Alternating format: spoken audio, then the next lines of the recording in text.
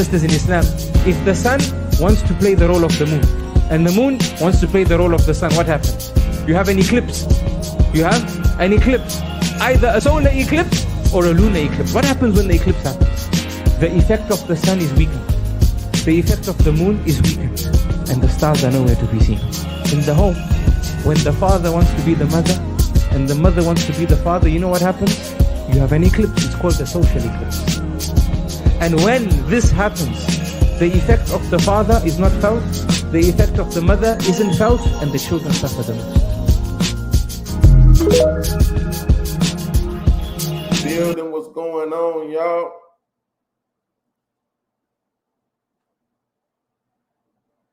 Hey, you know what's crazy? With the hair strap, right? That's Mr. He said and Mrs. She said, right? I could watch them if it's only one of them.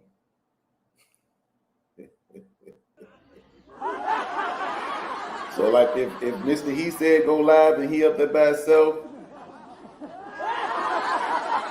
or he got a panel going on, I could watch it. If Mrs. She said is up there doing Shame Sundays by herself, if they up there together, that shit is triggering. That shit is triggering like a motherfucker. I'll be looking like this happy ass, goddamn flowers and joy ass couple. While the rest of us out here going through the flux. You know what I'm saying?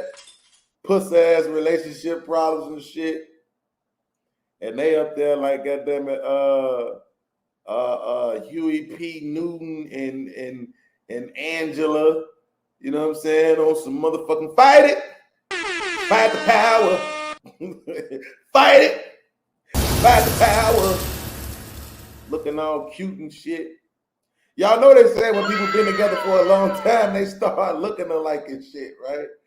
They be having the same mannerisms and shit, laughing the same and shit, and some be funny and shit, and they be like laughing together like, like, no, I cannot watch this shit. Turn. What else is on? It's too much happiness on the motherfucking screen right now. Okay? This is a level of happiness that the universe is not allowing me to achieve. I cannot watch this shit anymore. Where is the death and destruction at? Where is the dysfunction? I need that. And then I just go over to Fatty or Aaron channel.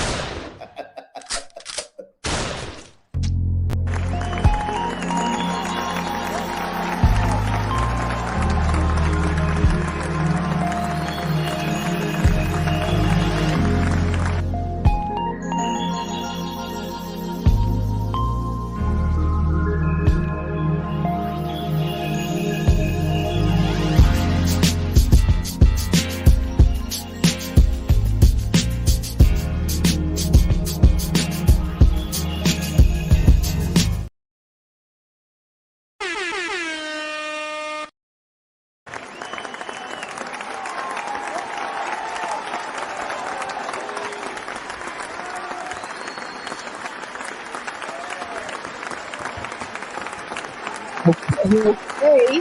Right there. 1 2 1 1 2 1 2. Oh, y'all out there. How y'all doing? Oh, we out here. Hey, Mrs. Popping with you. We here, Mr. and Mrs. She said, he said, love and abundance. We in the building. How y'all doing? He said, she said. That's what they call us out here in these streets. I'm Mr. He said. That is Mrs. She said. Your head what he said. And we are He Said, She Said, Love and Abundance, coming to you on a Tuesday for Conscious Parenting Tuesdays. Get hooked. Y'all know how we get down. Mm-hmm. Get hooked on that PCP. Promote conscious parenting. Let's get to the pleasantries. Promote. People's is in the building. Promote. What is guan? Hello there. Red lipsticks. All right now, sis is in the building. That's a guan. Lipstick vibes is in the building with a vibe together. That's good. All right. Hey, son. Welcome to you. Appreciate the paying up. Happy They in. are. All right now. Big Air up yourself. Dialogue. Big up. It's in the building. Y'all check it out. Big up Check them yourself. out. Johnny Blaze. All right now. Welcome. Big up. Appreciate you pulling up. Von Popping Eric. in. All right now. Welcome. Large up yourself. Welcome. Large up. Walaikum salam. Don Frank is in Hello. the building. Welcome. Don Appreciate Frank is in the building. How you doing? How you doing? Hope all is well. Conscious Parenting Tuesday. Yeah. We give it up a little different over here on Tuesday. Bronze, Black, Power, God in the building. Peace, God. Give a little knowledge and wisdom. Peace to God first. We're gonna bring forth some understanding. Hope y'all doing well. Hope y'all had a good Right. week. Mm-hmm. Start of it, at least. Yeah. Yeah. But we Coming here along. for Tuesday. If you It's guys warming up. seen the title, Mrs. Harris, I'm not sure if you did. If you didn't, I got you. School. Because it was kind of hidden in there. You know what I mean? You kind of had to look for it. Ooh, Empowering parents, tools and strategies for breaking free from uninvolved parents. We talk a lot about parenting and the involvement of a parent is incredibly important. What you mean, being present? Being present. Consciously present. That's even more opportunistic. But yes, it starts with being present and being involved in the moment. Right. And a lot of parents are uninvolved. And, you know, parenting doesn't come with a book, although there's a lot in abundance of books on parenting. Oh, yeah. But being a parent doesn't come with a specific book. No, it does not. So today we are going to shine some light on some tools and strategies for breaking free if you are a uninvolved parent or if you want to be more involved. Right. Okay, that's good. What comes to your mind when you hear this topic? Everybody in the comments, please feel free. What comes to mind? My own lack of parent, of parent having an uninvolved parent. Okay. Okay. One present, but again, uninvolved to some degree. Okay. Yeah. So I know this well personally. Indeed. It's not that there wasn't no love, right? But yeah. We're going to talk about it. We're going to talk about it. Like I said, I thought it was an interesting topic, and I see that, a lot of the electronic space, the conversation is starting to come to parents. We watch the news every morning here in Baltimore. They focus a lot on the youth, right? How, they look out here in these streets, and also the involvement of the parents and how important it is that they are, aware and, for lack of a better word, conscious about their parenting, about their aspirations for these little people that are going to grow up to be big people, and so on and so forth. So what comes to mind? It seems like the city is becoming more conscious because, we've been here about 7 years and it wasn't there. The focus wasn't the parents. It was the city and the lack of resources and the lack of this and, programs and such. So now there's a lot of programs, a lot of resources. So now the finger is definitely getting pointed more so at the parents. These young people should not be out of control. 13 and under. 13, 12, 11, 9, they should not be getting caught up in stuff that adults are getting caught up in, and it shows the lack of parenting, the uninvolved parent. Indeed. Indeed. Sis said not present. See my guys on the check-in. Mr. Jones, what's poppin'? Happy Tuesday, suckers. Appreciate you. One love. Welcome. It's Tuesday, man, so you know what it is, man. Talk about these kids. Because they present. And, I believe it all starts from that liquid that we spill out as parents. Because kids are sponges, right? Right? Because kids are sponges. They're absorbing. So they're going to absorb whatever you spill. Strong like bounty. You spill water, they'll soak it up. You spill toxic waste, they're going to soak that up too. They'll soak it up. We're going to talk about it tonight. You spill that hair weave gel they're gonna soak that up too. You ain't lying. And I believe that, you know, in this time that we live in 2024, just the fact that we have to, you know, spend our attention here to the grown people of society, the parents, the moms, the dads. These people are supposed to want better for that, you know, better version of themselves, that 2.0 of themselves. Once we have these children, it starts to become less about us. So, you know, that's why we started to kind of curate our whole content around speaking to these parents. Because the conversation always came back to us, like we're the adults. We're the adults. Well, we should be, right? Indeed. And then we speak about maturity and common sense and, you know, sociopaths and psychopaths and just so much. Right. So now it's like, yeah, we got to get here. Y'all need to just focus, man. We can't be worrying about y'all not being able to cooperate with another human, right, and get your shit together. But you best get your shit together for these kids, at least for the sake for of the the younger children. person. It's not about you. Selfishness in parents, the possession of the child. Amani's on the check-in. What's popping? Hey now. Welcome, sis. So yeah, I you know me, I put together a little bit of information for you guys to check out with us. Right.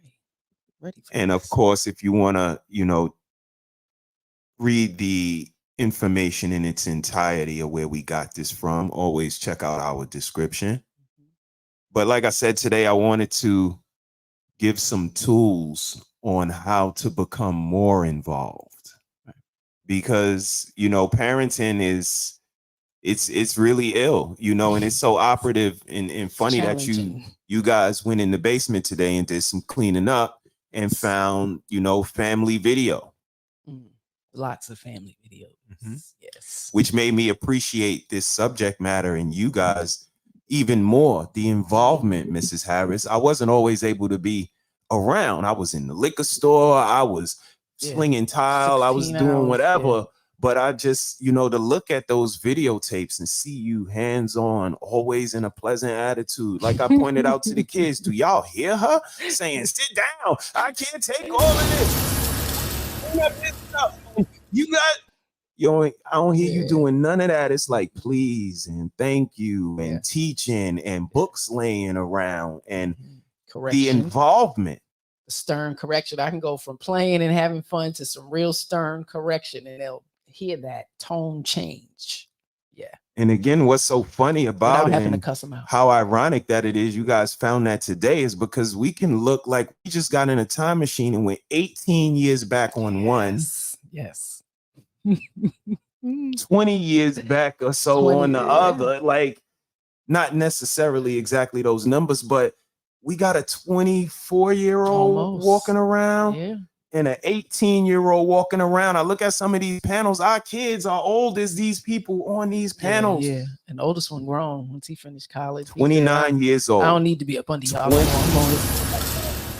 Years old. Next one. So again, we've raised children as old as these people that we watch. Folks, And again, looking at the curation humans that they are. Let me just say, thank you, sir. It's the involvement, the consciousness that we were willing to take one for the team. I look at the walls. You hear me commenting on them old videos? We ain't had shit. We ain't got no furniture. We ain't got no pictures up. What we moved a lot. Look at us. We moved a lot. Didn't make no sense. But we understood the assignment. We knew one day it was gonna get better. But we had to be involved in these kids' lives. We had to be involved in each other's lives, involved in this family, involved in the instruction and the curation and the maturity of it all. It took involvement. We couldn't take no days off. No. What say you? No, can't clock out. So, you know, just coming along all these years and hearing from women, you know, you got to get away. You got to, you know, do time for you. And I understand those things. I absolutely understand those things, but I've never been that woman. Like, I don't want to miss anything. You know, when I hear my mother reflect on her parenting and the fact that she had to be absent, and work so much and make decisions where she was not as present. I focused on that throughout their upbringing. It's like, that's the one thing I don't want to regret. Indeed. That I didn't spend more time with my kids, So what do you guys think about the involvement of parenting in 2024 and in this topic? Empowering parents, tools and strategies for breaking free from uninvolved parenting. What levels of uninvolved parenting do you see? I see the most, the highest level is that telephone. The highest level is like in the park with swings and slides and basketball courts and other kids around. You on your phone, head down, kid could do whatever. Paying no attention. We at the park. That's a lot. That's bananas. The involvement level is not good. Kids tailgating behind, just not paid attention to. Just in this day, the safety of them with you in that phone. Like, how are you focused on what's happening around you? Things can happen silently. Somebody grabs your kid's mouth like they're not gonna yell. Turn around and they missing. Like, if you're one of them parents where the kids duck behind the aisle, I used to be pissed. I turn around and you around the other aisle. She's like, I was just whatever. Ooh. She said 100. Okay. I love the growth for you too. The altruistic mentality you guys move with is inspiring. I wish we were closer so I could help with the activities, but you guys are awesome, and I have nothing but love, baby. My brother. Okay. We love you back, man. We appreciate you, bro. Absolutely. You know that. It's very important. The social media is making parents more not present, but there. Absolutely. And they think it's okay. I think it's just the nonchalantness that I see in women, that as long as I'm present, I'm better than what my mother was, type shit, the type of mentality. I'm doing better than them because I had a better place, or, y'all have more food and y'all have things. This is where I see most parents' mindset. My children have things. They ain't missing a day of no food. They might want to learn how to be hungry. I'm just saying.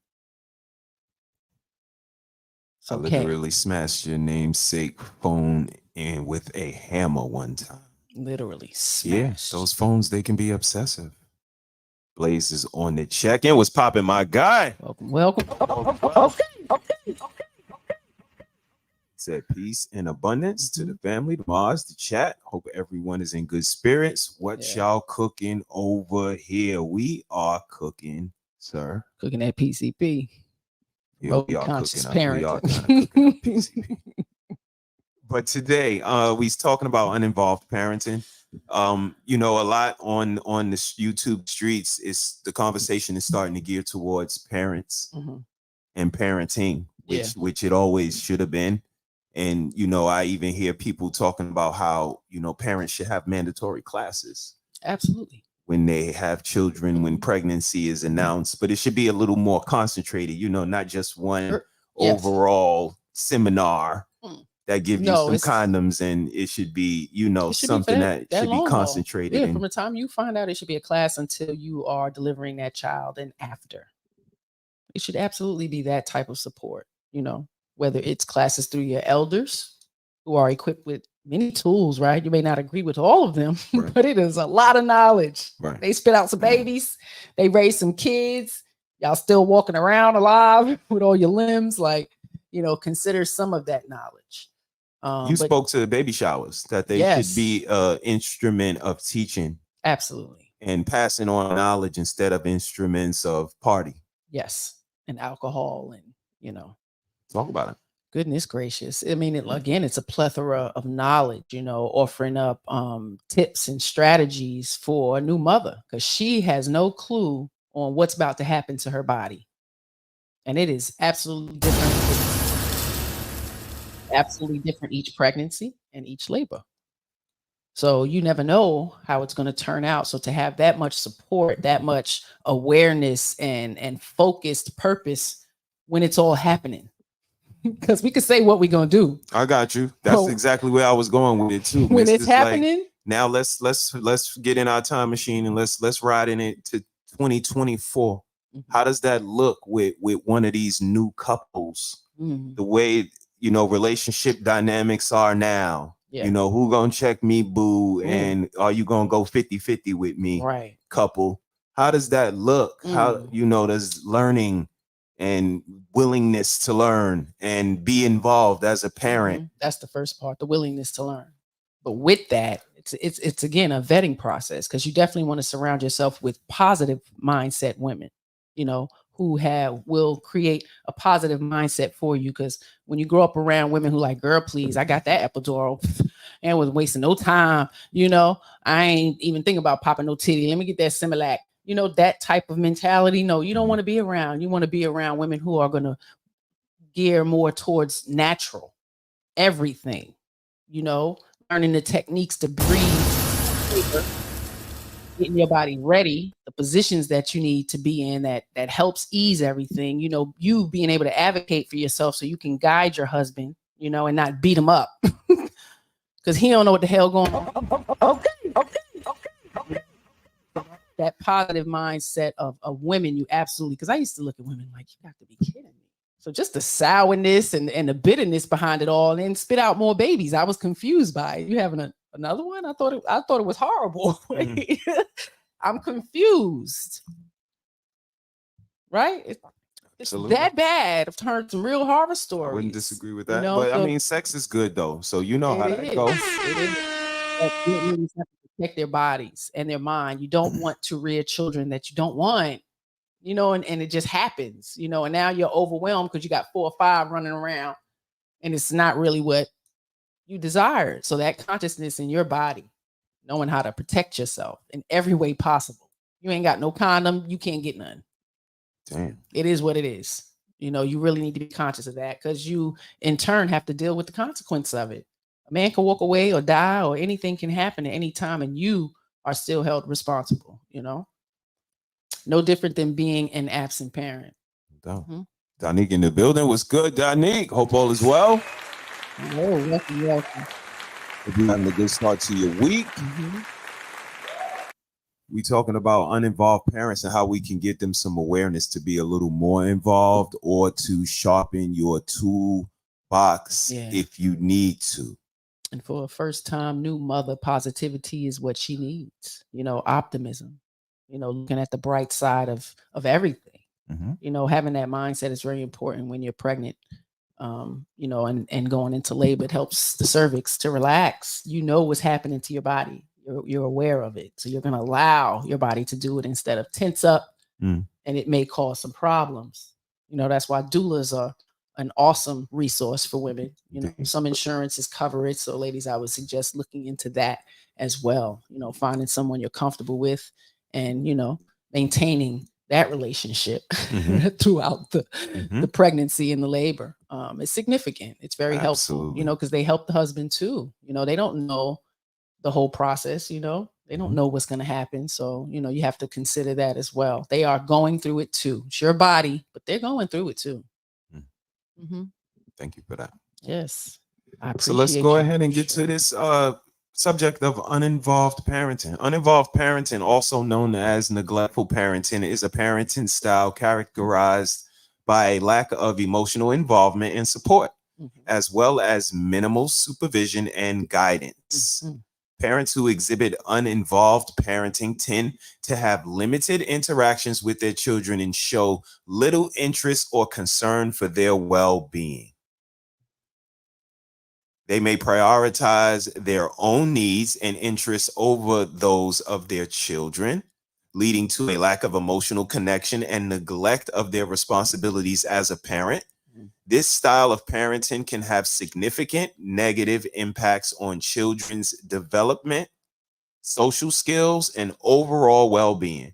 Without the necessary support and guidance, children may struggle to form healthy relationships, develop self-confidence, and achieve their full potential.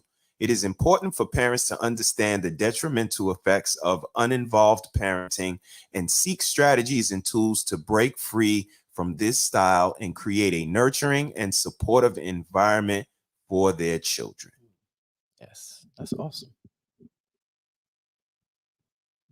And very true. Mrs. Yeah. Impact on children. The impact of uninvolved parenting on children is far reaching and profound. When parents are emotionally detached and fail to provide the necessary support and guidance, children may struggle with low self-esteem and poor emotional development. They may also experience difficulties in forming healthy relationships and managing their emotions effectively.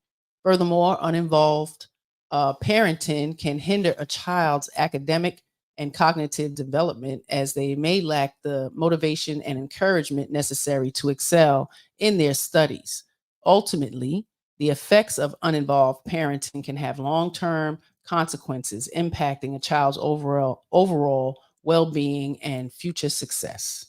Thank you for that, Mrs. Harris. Mm-hmm. So, based on this information that we just reading, it affects them in a lot of different areas. Absolutely. In more ways than one. So the involvement is incredibly important. And if one parent isn't living in the house, right, that definitely you're going to have to double up. Gotta double up. Overcompensate. Mm-hmm. And it has to be with things, because it's not enough time in the day for you to do that physically. It's not, even with phones. So again, when people say it's good to have both the parents in the household, why the pushback? Right. Just from the first couple of paragraphs, it affects them in so many different areas. The person they're going to become, forget the child that they are, they're going to become an adult. They're going to need to form healthy relationships and make cognitive decisions and be conscious in this world. Yeah. And this is lessening the probability and the likelihood of that. I mean, I struggled with a lot of that personally, and everybody can't be that rose growing through concrete. Like I say it all the time. A lot of us don't make it out the hood. A lot of us. And it's not just about physically, it's mentally too. And emotionally. It's draining to come up in that type of impoverished lifestyle, with the lack of both parents loving up on each other. It's quite unique, and especially to be here, 20 something years, with this man providing what we've provided for our children. I see the difference, and I'm thankful that I've had such a great mentor, priest, provider, to guide the way, to assist me in checking my ever so fluctuating emotions, trauma, from childhood and all of that. It wasn't men, boyfriends and stuff like that. It was childhood. Shit was crazy, but again, the positive mindset, always reflecting on the good, the happy times, the love in abundance. We may not have had things, we may not have had money, but we had love, and that's something that I always say to him. I live with you in the box because I have some love. Yes, indeed. Yeah, but that could have went a whole nother way. Could have been very accepting, overcompensating, a lot of those things. But with that, there was the growth and development, with each child growing and learning, and books. The books. Yes, shout out to the library. Mm-hmm. Great resource for anybody. Blaze chimed in. I'm a millennial, so I think for my generation and the younger ones, there's no interest in learning because people think they have all the answers already. Right. I believe that, because most of our generation's parents didn't graduate from high school, right, and then go to college. A lot of us are first generation college and high school graduates and things Indeed. like that, right? So of course they think they better than you. It's just you ain't got no GED, mama. I don't care what kind of job you got now. You understand what I'm saying? So I can see that mindset. Yeah. Mm-hmm. Okay. Damn. What is the importance of empowering parents, Mrs. Harris? Oh man, the importance of empowering parents cannot be overstated. It's very important. When parents feel empowered, they are more engaged in their children's lives and better equipped to meet their needs. Empowered parents have the knowledge, skills, and confidence to make informed decisions and advocate for their children. By empowering parents, we are giving them the tools and strategies they need to break free from uninvolved parenting and create a nurturing and supportive environment for their children to thrive. Empowered parents are not only more involved in their children's education and activities, but also play a crucial role in their overall development and well-being. Indeed. There was a word in there that stuck out to me. Thrive. You see that word? Yes. Thrive. Yes. Thrive. We thriving over here. Not just surviving. Say that. Not just scratching and surviving. Not just maintaining. Remember in the hood? Yeah. Yo, what's good, God? Maintaining. Yeah, maintaining something. Just maintaining. That never sat right with me. Yeah.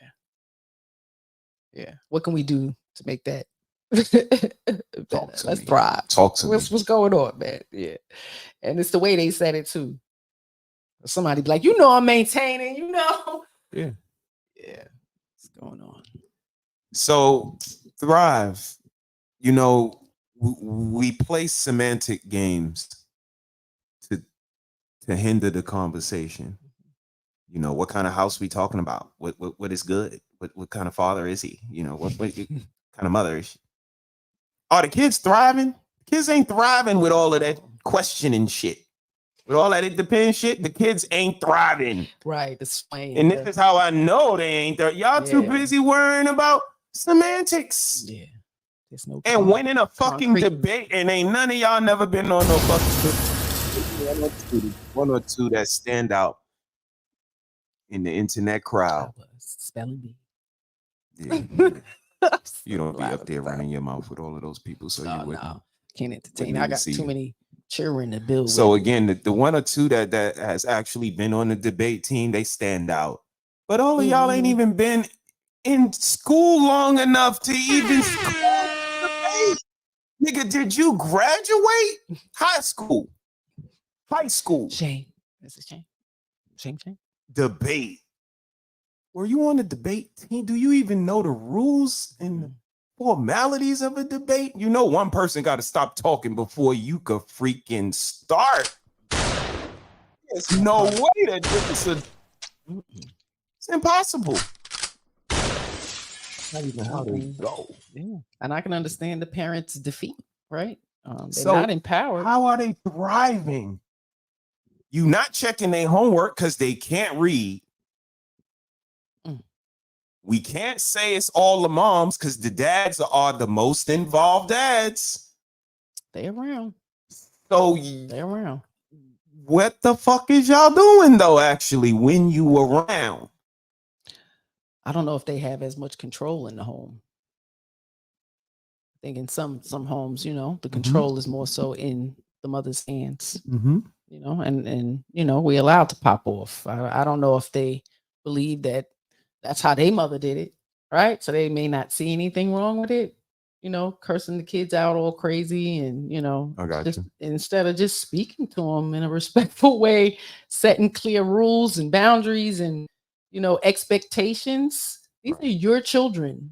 You set all of that, right? You know, and you don't wait until they do things that's wasn't dictated to them, right? So they really don't know, right, how the house is run because they don't even know how to wash their own ass. Go in the bathroom and wash up and come out clean. Goddamn. Carrie, did you show me? Did you look behind their Do head? I know? How old do you continue to do that? Are you monitoring at 12? Are you checking your child's ears and, you know, making sure their teeth is clean and stuff like that? Is that something you do? When do you start to pull back?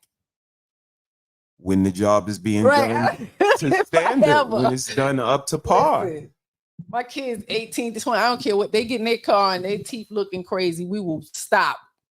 And they don't do that, right? Because they've been trained up. Those are good habits. Those are habits that they've practiced early, so we don't have that problem. But if it was to happen, not 1 second. Yeah, now we're not going out like that. How many times you like, you going out like that?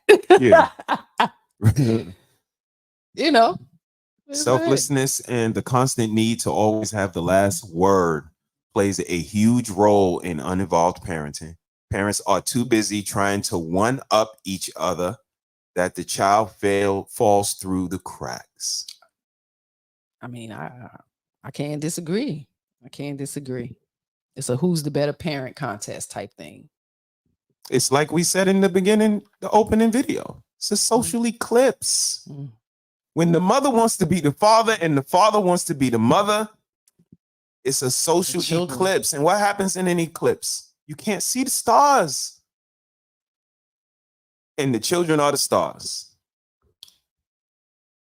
And again, for us to even be here, it says a lot about us as adults. It says a lot that when we as men watch that child pass through that woman, we said it's still about me.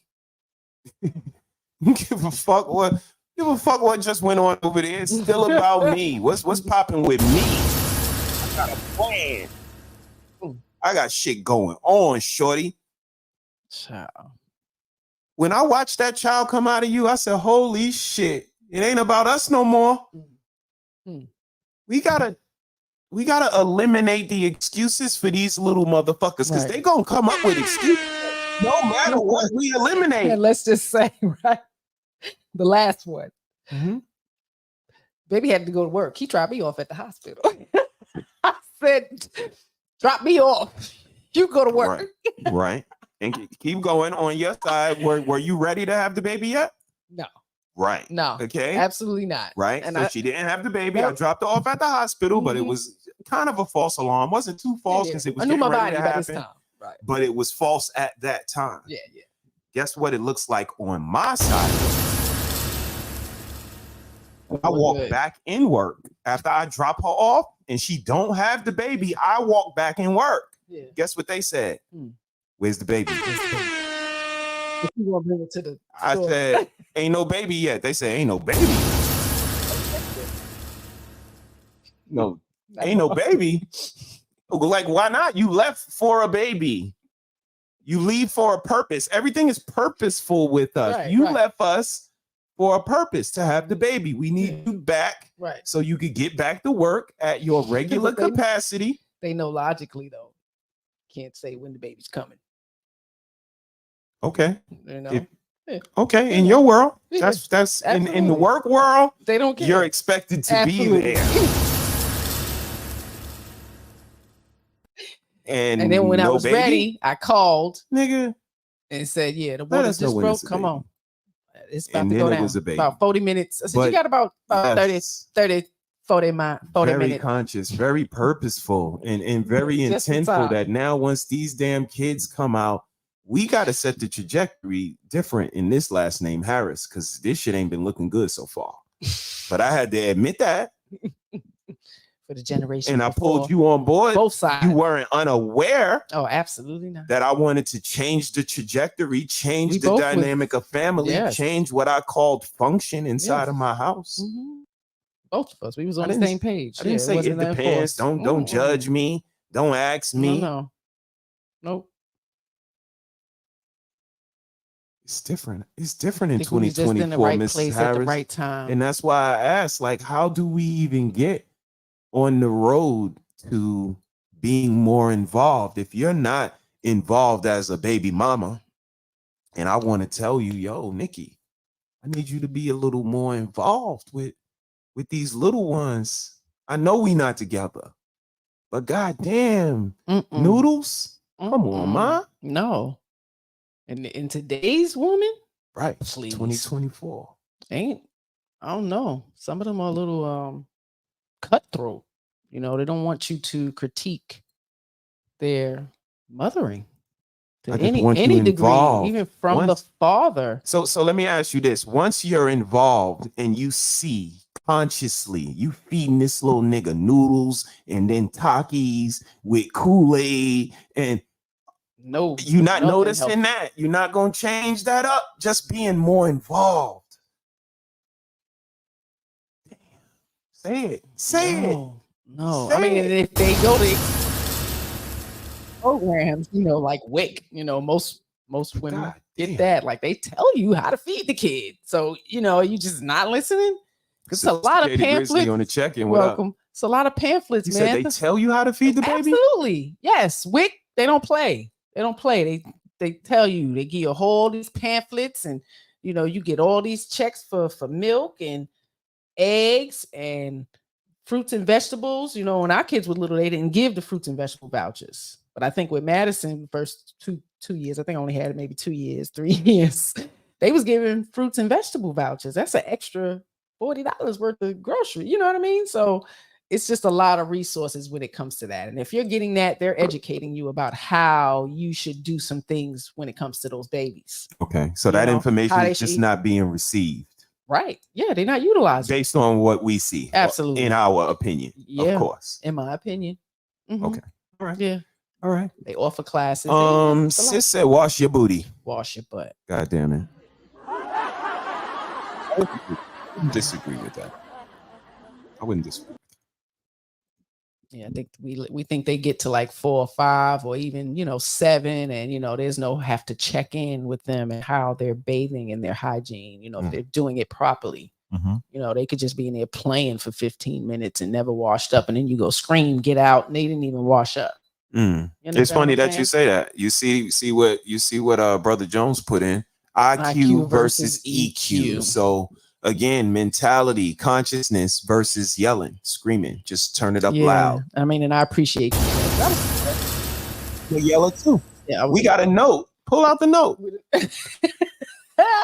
Nikki found a bunch of really it's one of my first journals as an adult in the basement today, doing some spring cleaning, and we got a note that my baby girl wrote me.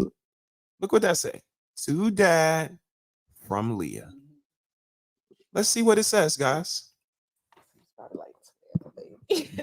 Yeah, she had to be maybe 10, 11, somewhere around Dear here. Dad, I hope this doesn't offend you, but shit. The only thing that could make you a better dad is to not yell so much.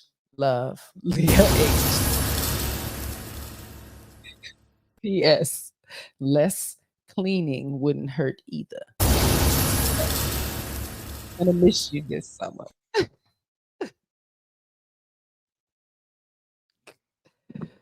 So I got every card. Like I said, this ain't new. And this is learned behavior from a young parent. Yeah, we was young. Watching that, looking at that note, let me know EQ isn't gonna cut it with these girls. Yeah. Even with me yelling. I just think I needed to establish alpha as far as the girls in the house. Because if they was boys, anytime they cross me, get your ass down, drop, give me some push-ups. You know what I mean? I ain't want to make them all brawlic and stuff. So I couldn't handle them like that. But I was definitely bred that way. I wasn't too far from it. So I didn't mind changing my tone to something loud and stern and, making them aware that I will catch you or, do what I need to do. If I have to, don't make me, because you're going to be a grown woman one day. And if you disrespect me as a grown woman, I'll take you outside in the back and we'll be fighting. How about that? And you don't want that with me. So, they remember those talks, and we don't work with each other like that. What you was going to do in the backyard? Oh, I don't box their asses up. Crazy. I fight dirty too. Yeah. Damn. Yeah. They know they mama. Thank you, brothers. I'm glad it ain't never came to that. No. I mean, I give them abundance of respect. What do I do? What do I do? Do I just leave it? Step back? What if we was to be my daughter and my wife is you would physical? Stop it before it got there. Yeah, but if you wasn't here. Yeah, but now we don't even get down like that. Right. I probably had to get a little bit with Nana. Y'all not about it was to around 21. Right, one time. But that was it. It was just I'm like, wait a minute. Let's check this. Let's rewind this back. Hey, Anye's in the building. What's good, sis? You're girls awesome just want to have fun. Goodness gracious. Yeah. I know girls just want to have fun. I know girls just now, we ain't never have our girls don't fight either. I used to get asked that. Your daughters fight and stuff. Like, no. Yeah, no. They don't. Not once. No. They'll have attitudes. They never had a real fight or a fight with each other. They had attitudes with each other. But I mean, and that was another threat. If y'all fight each other, y'all gonna have to worry about fighting me. Like, damn. I never had a sister. Y'all better honor that. Like, love each other, teach each other, learn from each other. Y'all are so different. You know what I mean? Like, so always conscious telling them that I wasn't playing. I got the characteristics. Characteristics of uninvolved parents. Uninvolved parents often display certain characteristics that distinguish them from other parenting styles. You guys should check out the different parenting styles, see which one associates with you and your style, even though you probably have this information already. These parents tend to have little to no involvement in their child's life, both emotionally and physically. They may neglect their child's needs, showing indifference and a lack of attentiveness. Uninvolved parents may have minimal communication with their child, leading to feelings of isolation and emotional distance. Additionally, they may prioritize their own needs and interests over their child's, placing little importance on their child's well-being and development. Overall, the characteristics of uninvolved parents create an environment of neglect and detachment, hindering the child's emotional and social growth. Mrs. Harris, anything stand out to you in there? We don't want to hinder our children. You know, we want to send them out into the world with all the tools they could possibly need. You know, and it starts with us. It really starts with us. What that means? Talk to me like I'm a cocker spaniel right now. It starts with us. You know, we're the first educators. So the things that they are not getting in school, we have to instill here. You know, social etiquettes, how to behave in certain areas, learning how to walk away from situations, you know, handle yourself, handle money respectfully, because, you know, school is not giving all the things that we think that they are. So you being aware of what they're getting and what you need to add on top of that is important. Indeed. And the only way you can do that is being present, you know, again, with the teachers, being directly effective when it comes to those teachers. Letting them know that you're aware. We're conscious parents, you know, we're here. If there's anything that we can do at any point, please reach out. You know, these are our numbers, our emails. Like this is just how you got to be. You can't drop that ball at any time. I'm sorry. Even when they get in college, like they fuck up. And I mean, and I believe that that's where, you know, the reason why we don't see more involvement is because it's 24/7. That shit is no days off. And once you start, you can't stop. Yeah. And it doesn't matter, you know, in what aspect of family you're operating in. From taking the garbage out to parent-teacher night, consciousness, involvement is important. As soon as we step in the door, we tell them our child's education is extremely important to us. And to them. So what we got to do and everything else that she said after that, but it's the involvement that we know is necessary and that they need to see, because they're going to think they could just get by with one answer. There's no follow-up questions with mom and dad.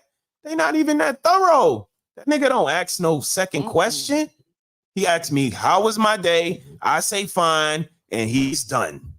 That's it. Uninvolved. I mean, and even when the parents, if there is some parents in there, you know, and they ask if you have any questions, nobody has questions. Nobody ever. Uninvolved. Could be a room full of parents and nobody has questions. You don't have no questions? And I got questions. I be trying to like hold back, like, It's always, and it's question. Really, again, it's something that you can't turn off. It's always going to be expected every day, and that's a tough job because it's going to get more challenging. Problems are going to be more trying. They're going to be more sophisticated. Hopefully, your child is making better mistakes. Right. They're going to all make mistakes, but are they making the same mistakes, worse mistakes, stupider mistakes? Oh my God, nigga, you serious? Make better mistakes at least. Yes, Show me you put some thought into it. You checked out where you came short the last time and you made the necessary adjustments. And then we go from there. But again, it starts with us understanding that we want more for them. It ain't about Mrs. Harris's happiness. It ain't about Mr. Harris's bank account. Yeah. It's about wanting more for them because they gonna grow up one day. What kind of life they gonna have when they grow up? And I think they all go through that stage of feeling unworthy. That may be a form in their growth and development. It might be a short period. It may be longer for some of the kids, but they will go through that, insecurity or just not feeling good enough, and when their consciousness is trying to wake up, shit gets discombobulated in there and they get confused, and this is where we need to pull in a little bit more, that for girls 12, 13, 14, 15, and 16, all in that frame, it's definitely a unique time, and they need us to pull in a little bit more, not pull away. Indeed. And I think when mothers have been pulling away, like just give her space. No. We need to be a little bit more involved, more building now because they growing up and they learning the world around them a little bit more maturely. And we need to be in there to open up that dialogue, and create more context of what they're learning, make them comfortable to ask questions. And if you don't know, say you don't know. That's impressive to them because they think we're perfect. Right. And you assist them in finding the information for them to help them out, Indeed. And you checked in. She said she loved libraries. She liked to travel to sit in different ones. Absolutely. Yeah, and they're all uniquely different. That's the thing too. They all not all shaped like the same Walmart. Yes, I had beef with several librarians growing up. I was notorious for checking out boatloads of books and never wanting to return them. Yep. Gotta return them, Blaze. Yeah, you can get it again. They don't do late fees no more. The library. Well, here, I don't know about in all other cities, but they don't do any of that. They just renew the rental, the book. Involvement and examples. Absolutely, sis. Absolutely. All right. That was characteristic. Yeah. Okay. Causes. What are some causes of uninvolved parenting, Mrs. Harris? Man, uninvolved parenting can have various causes that contribute to its occurrence. One of the main causes is a lack of awareness or understanding of the importance of parental involvement in a child's life. Some parents may not realize the impact their actions or lack thereof can have on their child's development and well-being. Hold on. You got to say that one again for the people in the back. Yeah. Okay. One of the main causes. Yeah, one of the main causes is a lack of awareness or understanding of the importance of parental involvement in a child's life. Some parents may not realize the impact their actions or lack thereof can have on their child's development and well-being. Additionally, external factors such as work commitments, stress, or personal problems can also contribute to parents being uninvolved. In some cases, parents may have experienced uninvolved parenting themselves, leading to a cycle that continues from generation to generation. It is important to recognize these causes and address them in order to break free from uninvolved parenting and provide a nurturing and supportive environment for children to thrive. We need them to thrive, not just maintain. It is important to recognize these causes and address them in order to break free from the uninvolved parenting. How could we ever get to addressing them if it depends? Everybody's different. I was young. Don't judge me. Oh, I was just about to say. You hate your mama. These my kids. All the deflections. And again, fellas, don't act like y'all don't buy into them because I hear y'all re-spewing them. It's unbelievable. How do we get to addressing the actual issue if we continue to deflect the conversation? We won't. You see, the cycles, it's a real thing. And they won't be being broken. Like they said, if you were in a family where your parents were uninvolved and you feel like, well, shit, I turned out good, I think it's okay. What do you think? I think it is important to recognize these causes and address them in order to break free from uninvolved parenting. Again, I was not shy about telling you, Mrs. Harris, even when I met you, I got a whole bunch of what not to do Me too, yeah. on my list. I know what not to do, We girl. both, yeah. You ain't even got to worry about that. Yeah. That I got. Oh yeah, y'all think I'm bad. I gotta figure out what to do. I'm laying that track as I'm riding the train. Yeah. But what not to do, I got that. And I wasn't shy in telling you again. I wasn't saying don't judge me. You hate your father, and trying to get the conversation to go somewhere different than saying, yeah, I didn't know my father, but I want to be a father to my children. Absolutely. I got a fucked up family, but I want to have a great family. Right. So these things, you know, articulating and being honest about them, having these conversations with the person, the chips gonna fall where they may, regardless. Mm-hmm. Yeah. And I remember saying to you, I didn't have a father. So even if it don't work out between us, I'd never be that type of baby mama. You know, trying to keep your child away from you. Nah.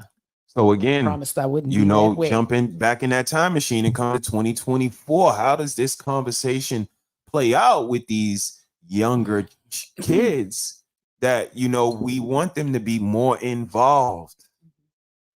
Because the involvement now is at a level of an all-time low. An all-time low. Again, the platform we have is for a reason. We don't just hit the button saying we want to be mean to people. Right. That's not even our style. No. We got more words in our vocabulary than to just like, but the information we got back to see, what we got to go off of, the way family look now, the way our society looks now. Mm. And what society depicts as, you know, successful, you know, Black family. You know, they got these big homes and all these cars and things like that, but the average Americans don't live like that. You know what I mean? They really don't live like that. So I think when people are living this illusion and trying to strive for that and not focusing on the present time in the now with their family, you know, it's falling apart because everybody's trying to get to that bag or be like what they see on the social media. Shout out to Lucky in the building. Hey, Luck. What up, Doc? Hey, Doc. Realness at the time. So, I mean, yeah, I hear you, but this ain't nothing new to me. We watched the movie a long time ago. It was called Keeping Up with the Joneses. Yeah, that was good. Damn, so, you know, we act like this is just delegated to people that look like us, but it's not, because this movie is about Caucasian people. And how, you know, there's plants in your neighborhood to have the latest of technology, the latest of clothes, the latest of appliances to make you want these things and keep up with the Joneses. Right. Shout out to my brother Jones in the building. You got to keep up with the Joneses in America. So just that alone, that's gonna take away from my involvement. How can I be involved and at work making this bag? Making the bag and the business on the side. Don't forget the business. And ripping and running. Yeah. But everybody needs to be more well-versed in business in order to know how to manage their family. Again, I'm just listening to all of the conversations that I hear in, you know, the internet world. And it's like, we need to have better, you know, relationship skills. So maybe we need to have classes on parenting before we become parents. Maybe we need, you know, business classes on how to understand return on investment and understand dividends and all of these things, to understand that we can incorporate these things into our family to make our family better. In our opinion, better, the word better, because, you know, some people gonna be like, better. What does better mean to you? You know it's true. I mean, you know it's true. I just look at the, you know, the children who grow up with so much, you know, wealth, money. Okay. They grow up entitled and ungrateful, no work ethic, not all. But a large percentage. I mean, again, like I told you when we met, Mrs. Harris, gracious. kids are gonna blame you no matter what. Mhm. I don't care what you give them. They're gonna blame you for the things that you didn't. You hug them a lot, they're gonna say you hug me too much. You don't hug them, they're gonna say you never hugged me. You gave me too much toys. Yeah, You we didn't was on give the me same enough page with toys. that. You didn't have me around enough people. You had me around too many people. This is just kids. We have to understand that as parents, the only thing we can do is eliminate all of them excuses. Eliminate. Boop, boop. Let me give you that. Let me put this in the house. All of these different tools and resources for you to do your thing. You don't have all of these excuses to blame on me. You can try. You can try. Ain't no camp victim over here in Harris. You can try. You know they try it. You know they try it. Come on. I think our job as humans is to learn how to manipulate others. I mean, isn't that like the best skill in the world to have? Being able to, I mean, genuinely, not even out of, bad stuff, bad energy, just being able to manipulate. Manipulate me right now on cue. You want a new bag from the store right now. I want a bag. Not about words all the time. But I think we ought to learn people, right? This is the part of learning somebody so much that you can manipulate them. You ain't gonna manipulate me if you ain't gonna be able to talk about it. You, sir. I'm talking about we talking about these little people. Yeah, but it's on us to notice. And that's a good point. We have to notice and check it. Point. Like you heard me on them videos they was watching earlier. The child was watching herself be reprimanded on the video. And they looking like, what am I crying for now? Like, yeah, absolutely. What am I crying for? What am I asking? What's going on here? Exactly. And again, what did I point out to them? That you guys are quick to point out you have to listen to us and you guys tell us what to do. But look, you're not even 2 years old. You bossing us around, telling us what to do. You don't even remember these days. And we are doing it. Beautiful. And look at you now, a whole grown adult. And this is, the beauty of it, to be able to look back at these amazing women now and look at these little kids that you were very involved with in the little tiny ass apartment. Little tiny ass stove. Look at that goddamn stove. I cook on it. One of the houses had the lopsided floor. Say, goodness gracious. We was coming up, boy. But again, to see the involvement, and I'm just thinking, like, what kind of thinker I am. It's Friday night, summertime. Everybody's outside. Queens is jumping. You in the house with a little baby.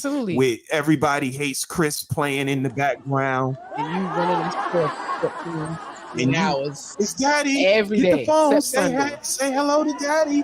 Is Daddy calling? You gonna call Daddy before we go to bed? Yeah, every day. It's just like amazing that younger people can't nurture this type of relationship with another person.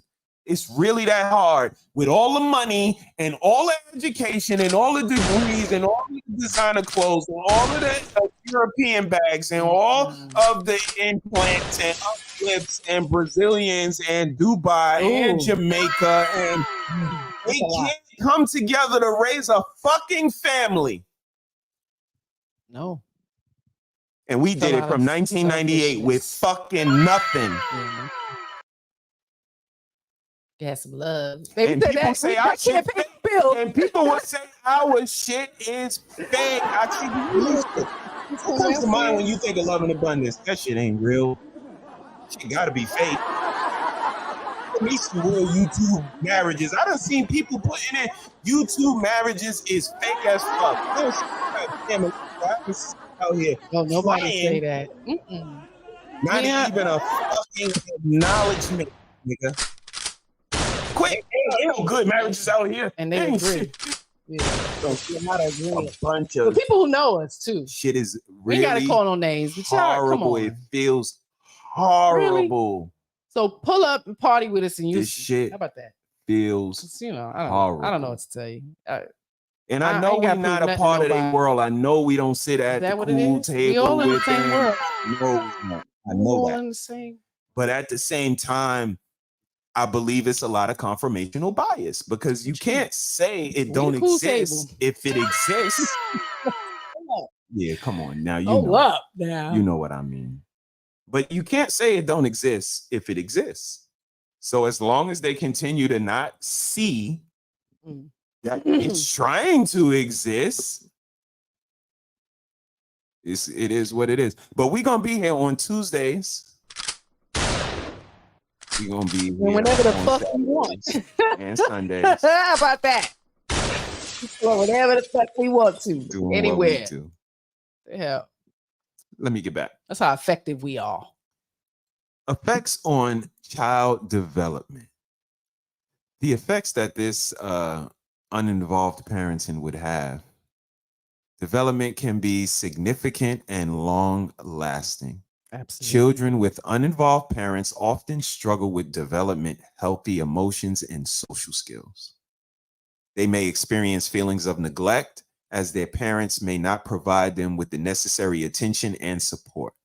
This can lead to low self-esteem, difficulty forming relationships, and even behavioral issues. Additionally, children with uninvolved parents may have a harder time adjusting to new situations and challenges as they have not learned how to rely on their parents for guidance and reassurance. It is crucial for parents to recognize the detrimental impact of uninvolved parenting and take steps toward actively engaging in their child's life for the sake of their development and well-being. And again, I call cap because all of the time we spend, all of the degrees we got, all of the jobs we got, it's no way you were able to be hands-on as much as you're trying to make me believe. Yeah, college classes ain't no joke. And involved. And again, we went from college, we went to work. We got pregnant, we had the baby, and went immediately back to work as soon as they said we could go. Oh, yeah. 6 weeks. And again, you ask a man, you know, why put a woman on your plan? What would be her benefit? How would you even articulate it to him? And you ain't gonna get shit worth listening to. I'm gonna be honest with you. Maybe from a couple of standouts. But this is what it's about, this involvement, because we need constant involvement with our children from somebody who loves them and puts their best interests first. And that's going to be me or you, the people who love them unconditionally, because that shit ain't even fucking real. I wish I would love anything unconditionally. You going to love me back. You going to do it the way I like for it to be. Respect my shit. Goodness gracious. So for us to go to school, then go to work, how are we curating these children? And this is what I appreciate so much, that you were willing to take early childhood development, because it may come a time where I want to nurture the children and develop the children and homeschool the children and focus on our nutrition and my family's health. And the focus was to go having that knowledge curated you for that. Yes, absolutely. I mean, in the experience from being a babysitter from the time I was 9, people were trusting me with their children. So, you know, it was a position I was absolutely willing to stand in for the long haul. Like I said, you know, Mom Duke's reflecting, always reflecting. That brings awareness, man. And again, even deeper than homeschool, even if you send them to another person's school, when they come home, how you checking their work? Are you checking their work? I'm in it, yeah. Are you checking it consciously? Yeah. I mean, you know. Are you involved? Structure at the table. Homework's at the table. There's no phones. There's no TVs. You might have some light jazz music or something played in the background while dinner's getting prepared. So you're present. That's how it was done. Sounds like a routine to me. Absolutely. Yes, and that's done. Work. Okay. Movie. Like, look, y'all always had a routine. Absolutely. There was never not a routine. Yeah. And again, we looking at a time machine. This shit crazy. ain't no coincidence. Today. Mrs. Harris ain't just saying it. This is 20 years ago. 18, somewhere in that neighborhood. 18, in between 18 and 20. Should be 19 this year, so 18. Man. I sent you the link on Instagram, and I'm gonna drop the link in the chat. If anybody would like to come up, I sent Brother Jones, I sent you the link on Facebook, I believe. That's a lot of my conversation now when I come across, younger parents, how fast time flies. And they look at me, they can't imagine that we have children almost 30. You know what I mean? So I'll be like, you wouldn't believe how time flies. They think Madison's the only one. Mm-hmm. When I say, please, this one 21 years older. Like, what? Mm-hmm. Yeah. The time flies. Enjoy these precious moments because you will never get them back. Indeed. And it's so hard to tell them, put the fucking phone down. They don't want to hear that. And it's hard for them to actually do it. It is. It's hard. I think, and again, it's just like being an alcoholic. The first step is recognizing that we have a problem.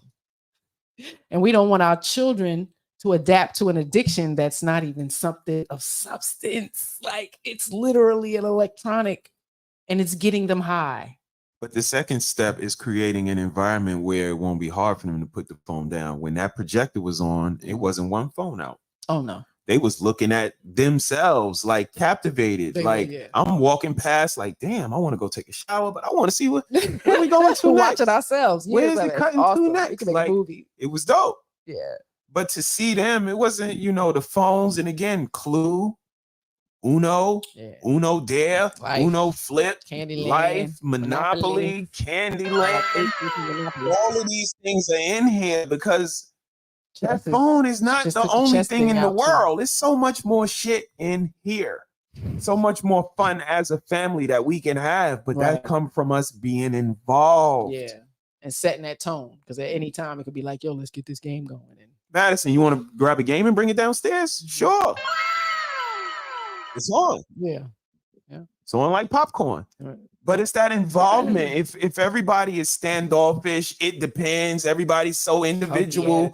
Like everybody on their period. We call our friends, right? We call our friends, and some of them, one room, kid on the phone. Like, yo, what's up with the kids? Oh, here they go. Let me show you them. One room, open the door. Everybody on got the headphones. Phone. Everybody got chairs too. Them computer chairs. Ooh, they decked out. Go to the other room. Boom. On the phone. They got refrigerators in their rooms. It's popping. Shit. Go, baby girl. Boop. Open her door. On the phone. Boop. On the computer. Laptop. Wifey. Boop. She's scrolling. Yeah. Flipping. She got TikTok. And some other stuff going on. Everybody on some sort of electric. Involvement. We don't even want to be involved with each other anymore. That's deliberate. That's parenting. It's not a question. Is it the parents? Is it the parenting? That's parenting. I be looking for Madison to notice that I haven't been on my phone. When I'm not doing, I try to get it done before she even gets up and we start schoolwork. So she don't really even, see me. But when she's up, she sees it. I'm working. There's stuff going on and this is not in my hand. Indeed. And I don't even touch it when I'm driving. I got the shit hanging in my window. I don't fuck with it. Like you said, you see so many people that just can't leave their phone alone. Madison be shaming when they get in the car. I don't even want it in the car. I got music. I got fucking touch screen. I got a bunch of shit going on in the car. Look like a cockpit anyway. Concentrate on this. A lot. Yeah. Why we always gotta be so uninvolved in one thing, but we're semi-involved in 8 different things. And the main focus should absolutely be children. Everybody's a fucking computer screen. You got 8 tabs open. Ooh.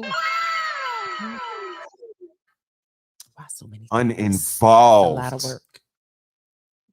And really acting like we don't know that it's the consciousness of us as people. You know how many different nationalities and ethnicities as parents? We the only ones that is it parents or parenting? It's parenting. Right. It's so many different parents in the world.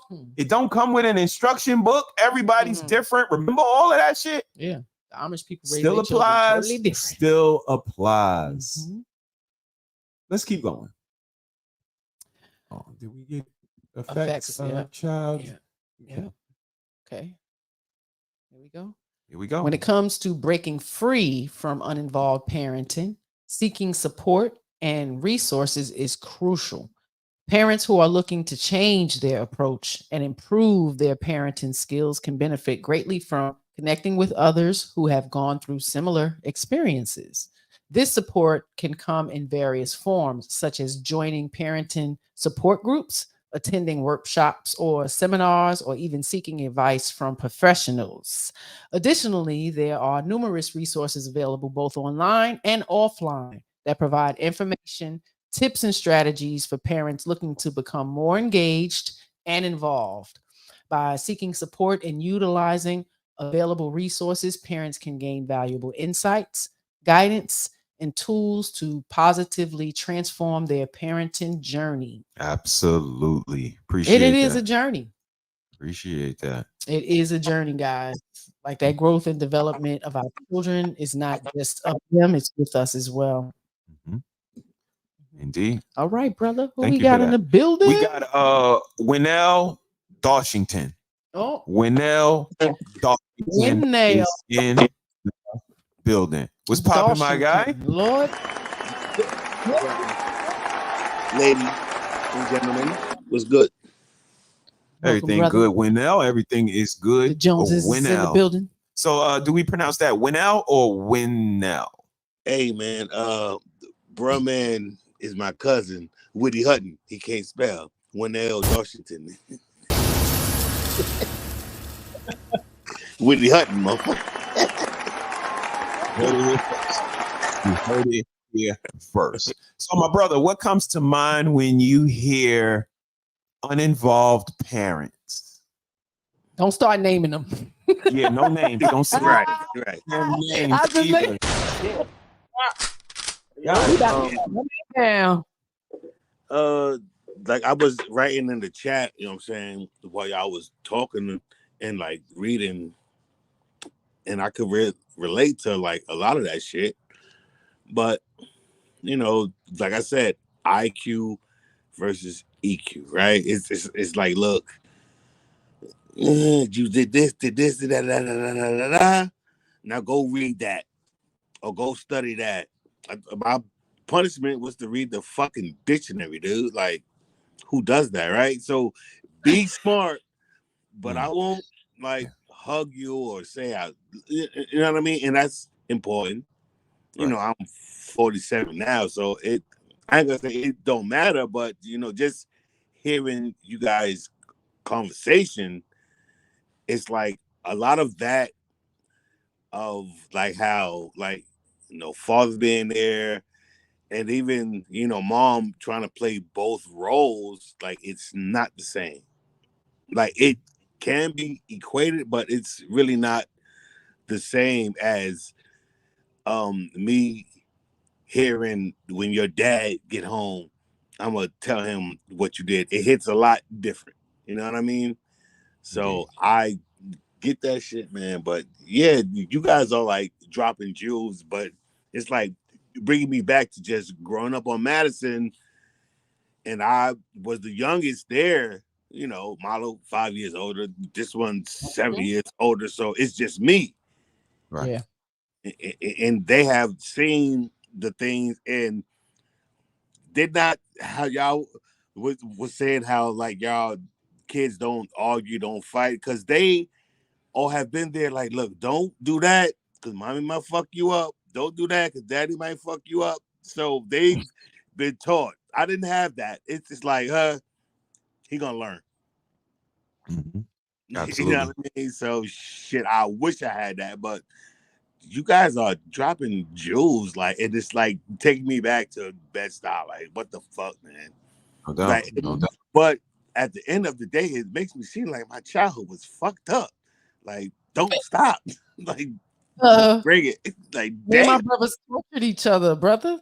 We were torturous to each other, and I would say that to my husband all the time. I used to tell him, like, we really used to try to hurt each other. We used to fight a lot, but when we got outside, you wouldn't know that. My mother used to say, y'all can fight all y'all want to hear. When you go outside, y'all best protect each other. You better not ever come home and say somebody did something to somebody and y'all wasn't, you know what I mean? Like that type of situation. So, you know, that bickering, that cattiness, I knew it too well with boys. You know, so coming into this, I'm like, yeah, I don't want to be going back and forth like we brother and sister, because I know what that feels like, you know, but I love them to death. So that's not, and I saw that they had relationships like that. Like women would like that. This is something that is built. So I'm not gonna do that. I'm gonna try my hardest. So let's try to work on that. Doc Nakumbe. Welcome, shout out sir. to Doc. What's up, Doc? Respect. Good evening. Good evening. How's everyone doing on the panel tonight? All is well. Doing All is well. well. Doing How are well, you? Doc. Good. You, A shout out to you. I'm doing well. Stable. Thank you for allowing me to share in this space with you, and greetings to those in the chat and allowing me to share in this space with you. A couple of things you said I just want to add to the conversation. You have a video, I think it was Cerebral. I think that image where the video where the skull is peeled back and is feeding the sludge. Remember that picture or that image? I do.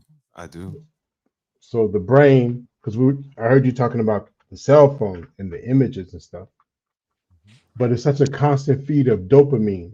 That's Mrs. She said when you talked about that, when you know your campaign about not only what people are watching, but the actual impact that it has on the brain. If you do a study on how many people kind of get into this YouTube stuff and just like 7 nights a week, like 3 times a day, and then look at their work performance, how it starts to decline. Look at their sleep, hours of sleep, watch how it declines. Eating habits, sleep hygiene, communication, watch how all that declines, because there's a chemical in the brain that is constantly. So when you talk about corn watching or YouTube watching, how long people used to be able to watch a full series, but you ever notice how they hop show to show to show to show? I'm not talking about the mods. I'm talking about the people who actually like hop watch. And it seems, because these people have content and they have content, that might be true, but technically is the same as watching corn, where it used to be a 2-hour feature, now a 30-minute feature, down to a 15-second clip, and then halfway into the 15 seconds, already pressing the other thumbnails.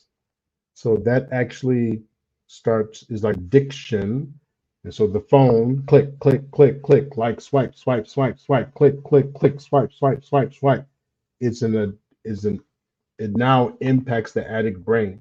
And you don't have to be an addict, but if you have addictive type traits within your blood, your genes, or behavior, then you'll pick this right up. Boom, boom, boom, boom. And the eyes are just receive. I put that down. So let's say this is going at 15, pumping, like that video you just showed, pumping. Put this down. It's almost depressing just to talk to YouTube. And I don't mean YouTube personally. I mean like going from you to you 3 and kind of having this dialogue, waiting my turn. We can laugh and talk together, but I have to compared to shut the hell up. Funny. Click, click, click, click. Emoji. Boom, boom, boom, boom, boom, boom, boom, boom, boom. This is this lower, up. Would you put it down for like 2 minutes? Okay. Oh. And it's literally 2 minutes. Yep. So now this doesn't have to be, it's not written in stone. This can be broken. We can unwire this and uncondition this. But that would take that consistency that you two were talking about earlier. That consistency, that willingness, because at first we get energized to do it, and then we start to lose the energy of the fight. I'm not gonna be arguing with that damn phone. You want to stay on it, you want to turn down, you want to just go ahead, use the phone. And so consistent pitching. Boom. I'll land there. Thank you. I mean, is that where the balance is needed again? You know, involvement is important in a child's life. And to have one parent not around is going to lessen the involvement. So the other parent is going to have to kind of double up in order to compensate for one parent not being around. I think it gets layered with what you're mentioning, Doc, because once, like you said, they keep getting this information and they get addicted to the rush. Is that why I don't want a significant other in the house to tell me maybe we should put the phones down for a little bit as a family? You put it down, the children put it down. Mm-hmm. No, I don't want anybody telling me anything in this goddamn house. If I'm in here by myself, nobody ain't telling me shit. I keep the phone as long as I want. The kids keep the phone as long as they want. I pay my phone bill. I mean, and all the rest of the shit that deflects. But again, I think it's the structure, the involvement, and how necessary it is that I think some people are kind of self-preserving. They don't even understand that they're, setting themselves up for what they want. This is what you want. You want the freedom of no curation, no structure. So you're going to push back. You're going to find reasons to not want nuclear family, to not want natural family, to not want a significant other, to not want leadership, to not want a hierarchy, to not want. I can keep going. Yeah. I mean, and I think it just looks different.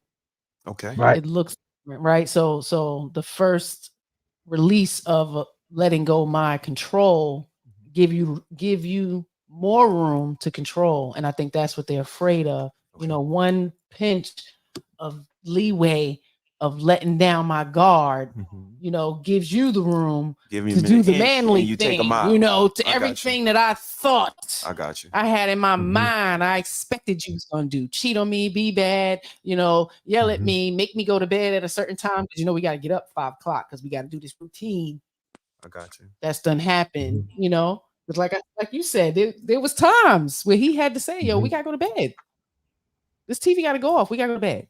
And I'm a grown person. I'm like, but not only do I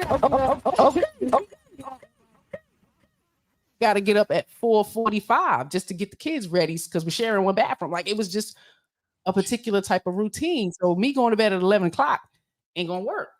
So I'm going to be the adult and say, Mama, listen, we need to go to bed at 9.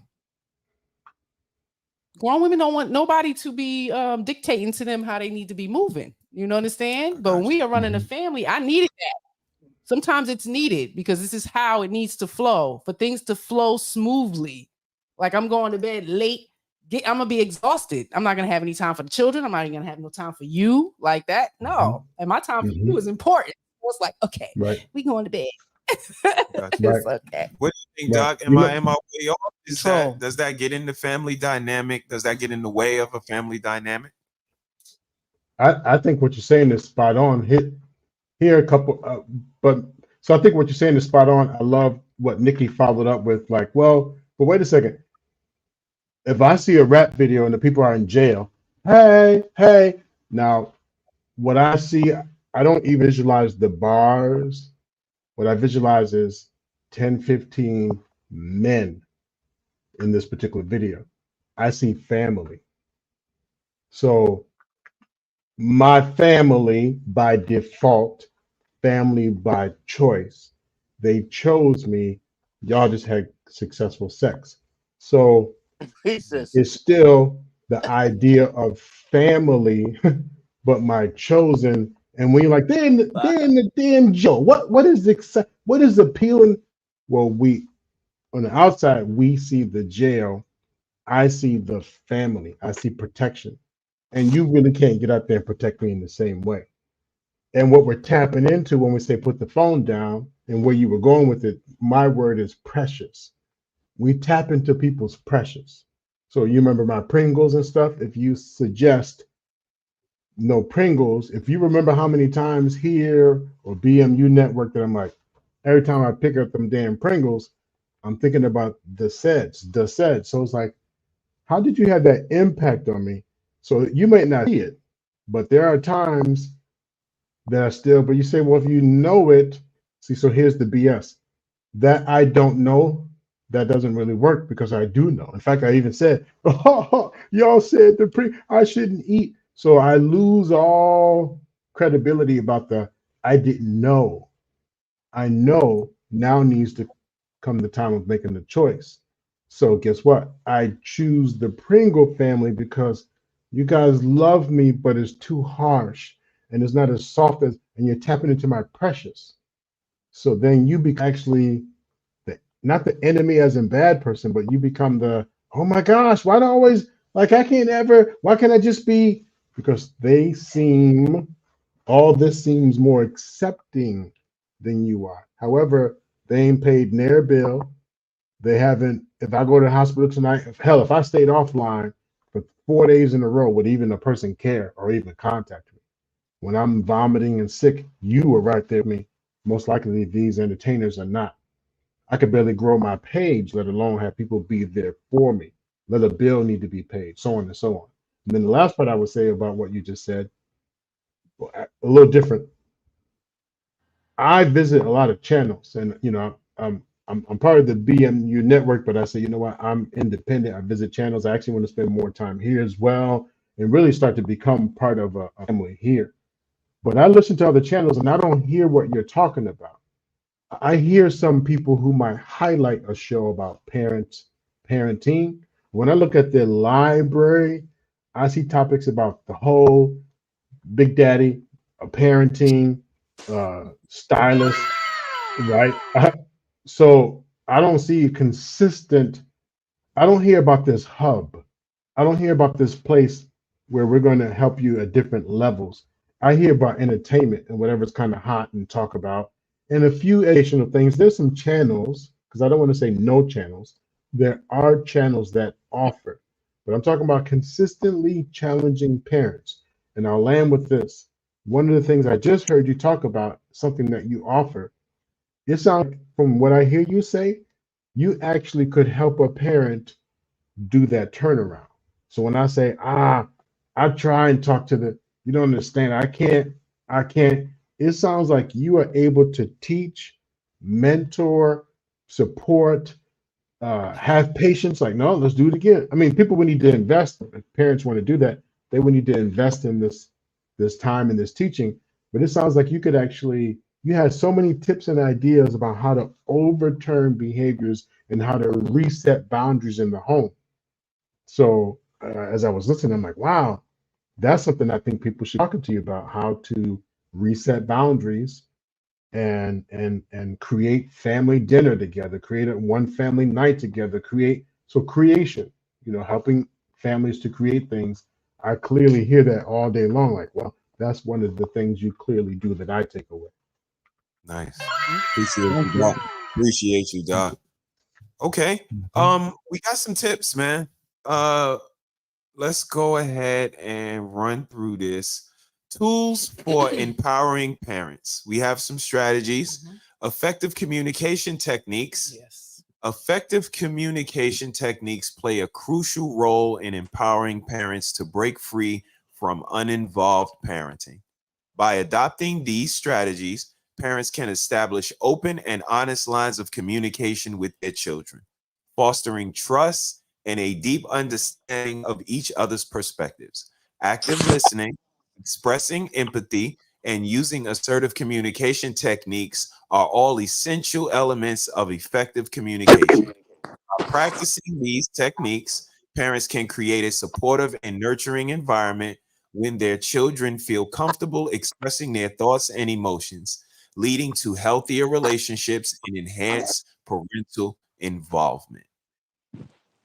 I'm gonna go to you first, Doc, on this one. Let me know what you think of what I've read. But I believe that this is where our intelligence comes in.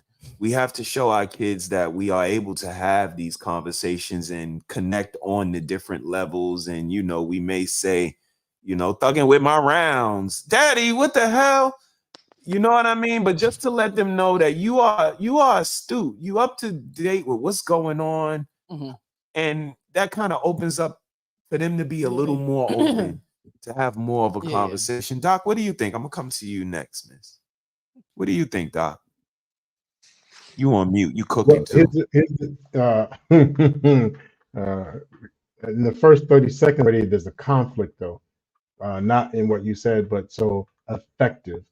Well, here's where you're going to get a number of parents who really believe you might not like what I'm saying, you might not like what I'm doing, but it's effective. So if I get on and do rump shaker or whatever, you might not like it, but it's effective. So I think we should clarify, even though we know the language, we know the word and the definition. But you know, how many times have we said, I don't give a bleepity bleep about that as long as it was effective. So here, if this starts with effective communication techniques, my kids get it, they know the deal, but is it beneficial? Is it beneficial? And is it, I call it like kind of wasteful thinking? Like, yeah, you could be doing that, but is it beneficial? And is it going to empower? Is it going to stream your mission? So effective, sure, that's your way of being effective, but is it beneficial to your mission? Because then that's why you keep having this keep circling, chasing, because it was effective but not beneficial. And then does it play a crucial role in empowering parents? Well, power, some parents power hungry, control hungry, you do what I say as I say it, or they totally let go because they feel defeated, which one of the things Mrs. She said, you talk about women empowerment and really helping women to build back up. So it may be that some mothers, I listened to your show a couple weeks ago about mothers and all the sacrifices that go with it. By the time you get done about 3 or 4 sacrifices, I'm probably drained as a mother. So how do you keep that up? How, I would love if mothers are investing with you to say, hey, sister, help me kind of get that back to where I need to be. Help me get back to where I need to, because we'll do it with and this is not mocking any woman, I'm talking about mothers. If we can get back to where we need to be with our nails, we can get back to where we need to be with our hair. We can get back to be, if we put in the work, about our weight. But what about getting back to where I need to be so I can have effective parenting and play a crucial role in my kid's life? Both of you, I'll land with this. Popular belief or not, mothers and fathers, 2 totally different genders by design, play an important role in their kid's life. So my whole identity as a male is built into the male, kind of like an ecosystem, the phone system, the watches and TV. That ecosystem about being a man comes through the ecosystem of a man. It's a very significant role. That whole structure of mother, the nurturing. I mean, so many people, male or female, whatever, everyone that's looking for that nurturing comes from the number one nurturer, the mother.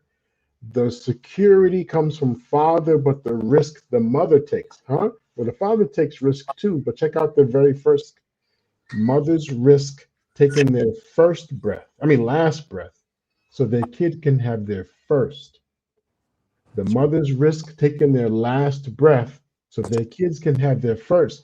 It's not like on TV where they say, get a bucket of Crisco and some hot water, and the kid comes out. There have been mothers to pass away on the delivery table. So when I get to the point of any understanding, and I recognize that you took that for me, when you flip the script or change the job description, that is the biggest form of betrayal. So mothers, that duty, that role, that crucial role that you play is more significant than you may realize. Once I've recognized the sacrifice that you've made for me, when you flip on that, I feel betrayed. So I'll land there because there's a lot what you said, and I think all of it works. Identify the word trust. If you ask 5 people the definition of trust, I bet you get 4 different answers. So how are we actually trusting? And then I say trust. In my book, I wrote a whole book about trust in parents. And I say trust is proof and evidence. I don't even need to talk. I can do a Mr. He said look. Right. And they just talking all that good shit. Now, I also believe that works for distress tolerance. Mr. He said, put that in your marketing stuff, man. That look is more than just a look, is a whole distress tolerance. I got to keep myself calm. I could really get up and choke shit out of somebody right now, but I'm Because, and it's not that I want to hurt someone, but they actually believe what they're saying. Are they insulting my intelligence? You're a damn fool. But the fact that you can still get up and still parent that person, like, how do you do that? How do you do that? Same way, identify as a family, as a unit, as a couple. But our definition of trust is proof and evidence. You're not going to Smuckatelli's house 4 times, and all 4 times you done came home late. Yeah, I trust you. I trust that you won't be home on time. End of story. So I'll land it. Nice. I like the way you ended that too. Put a nice red bow on the top. Brother Dawshington, you all right over there? What you got? I'll be back. Okay. We'll be here. I didn't mean to dominate the time, brother. I didn't mean to. Vacuum. I heard some noise in the back. I hope he's all right. He all right. He all right.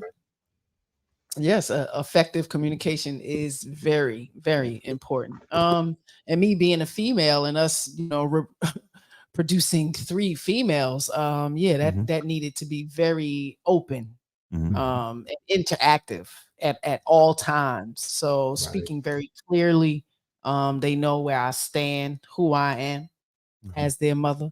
The expectations, don't change. I don't waver, sway at all much. It is what it is. And I think they need that. Like you said, truth and evidence. They had the truth.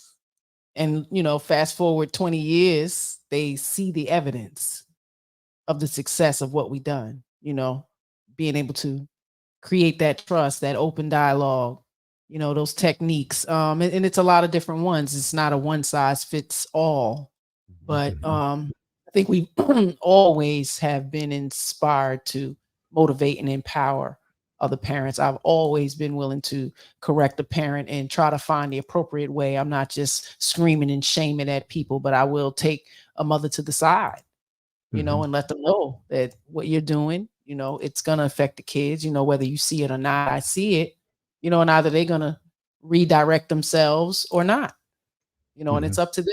So, sometimes I think it's needed. I'm sorry, I didn't mean to cut you off. No, you're good. Yeah, just saying that, sometimes I think your style is needed. See, for me, I've experienced trauma. We all have some level of trauma. But for me, I can only listen to so much. The capacity for me to handle it, then I start to zone out and boom, like I get triggered. But for the parent who's coming to you saying, "I am help," and they truly believe what they're doing, when you look at it and say that's foolish, but they truly believe it. They believe because it got them liked. It got them a perception of someone liked them or loved them or a sense of belonging. So when you say snap out of it, you see in the movies where they say snap out, and sometimes they even smack a person.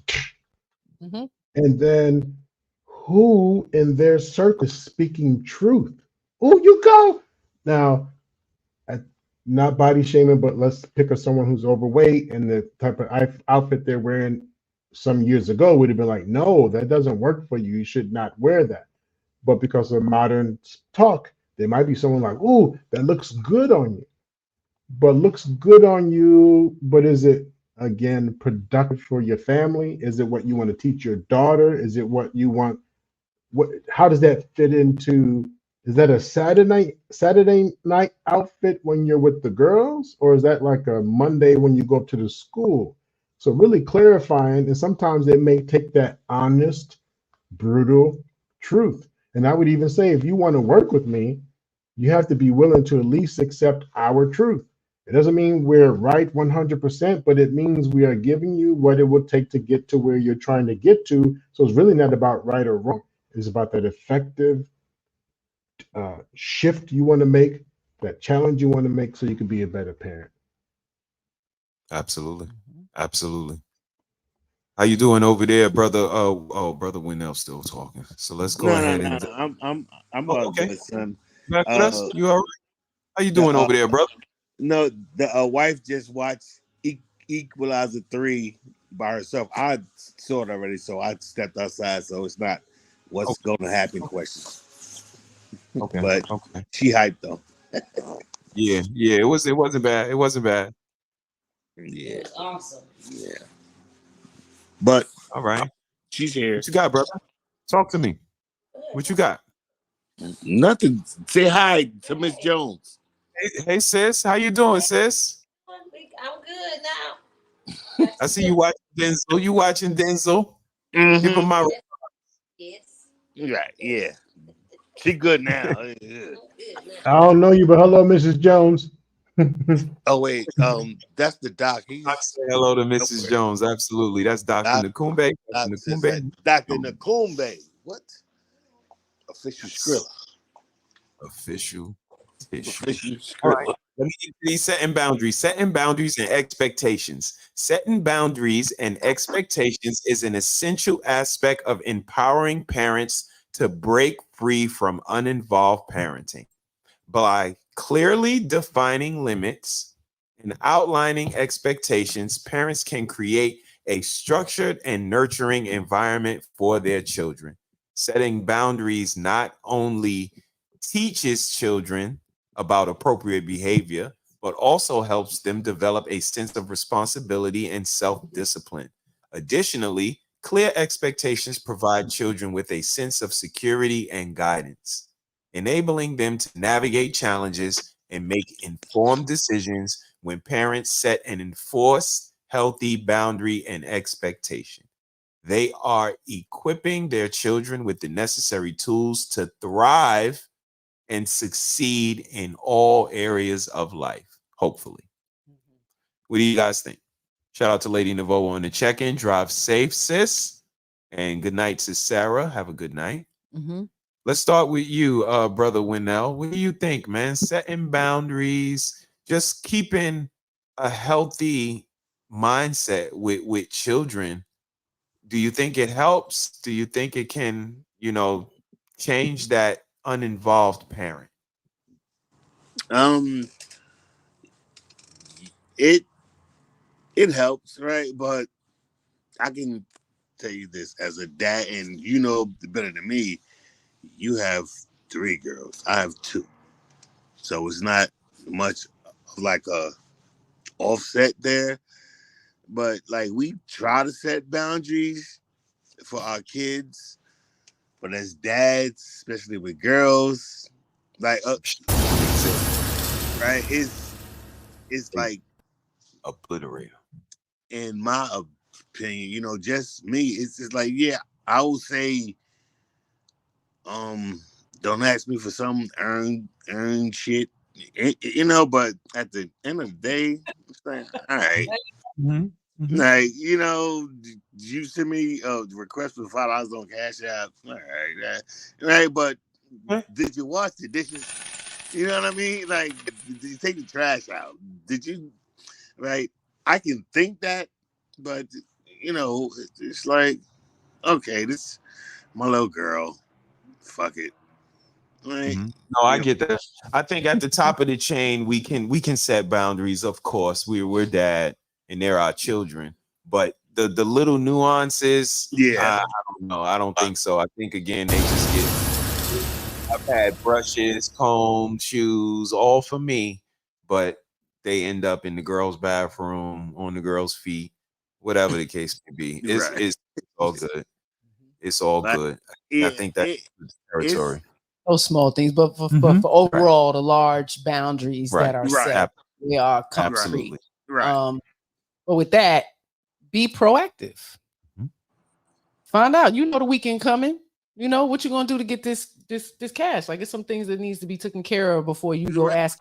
They're going. Come on. Yeah. So that's our part in that. Making sure they know there's something expected. You don't just get because we don't just go. He has to go to earn his money. Mm-hmm. That part of the setting that boundary. Nobody's just giving you anything. Right. You got stuff like that. Indeed. So that they need to learn very early. You gotta do some work. Sweep. Yeah. Oh, you don't know how. Right. Sweep, mop, take the trash out. There's plenty to do. So when we talk about we don't have help, you got 2, 3, 4, 5 kids, man. They need to be working.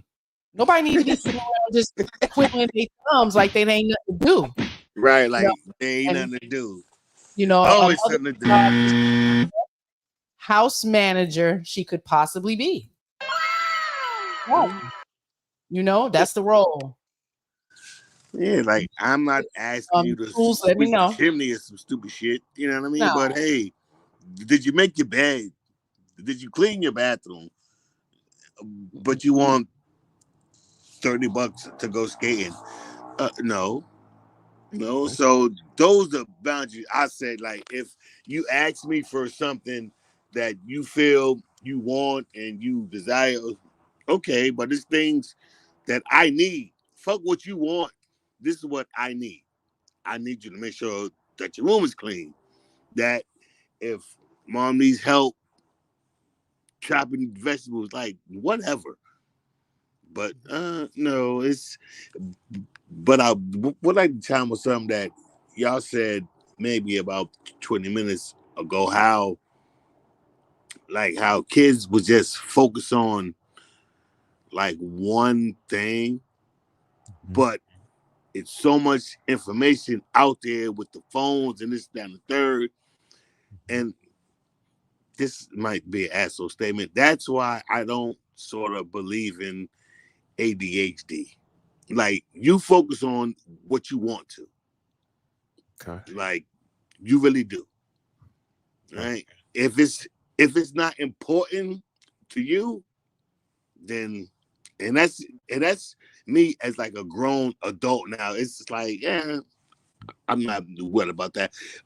But I will sit there and like watch Sports Center and watch all that shit go across the screen this way and that way and that way, and to read every fucking thing and know if Steph Curry getting traded or know who got drafted or know this or know that, and we'll pick that shit up immediately and go to work or hang out with my friends, and they've been watching the same fucking thing, and we'll have the conversation. I think with like certain children, it's like you focus on what you want to, like what's important to you, what makes you move. Okay. But What you're saying? No, I get what you're saying. Absolutely. Doc, what do you think? What do you think about boundaries? And like he said, you know, that selective passion. You're very passionate about the things that you like, but when it comes to, you know, maybe something else, it could be a little different. What do you think? I love what you said, brother. That is so true. All right, read it every direction, the small print. I mean, without even slowing it down, like, oh, okay.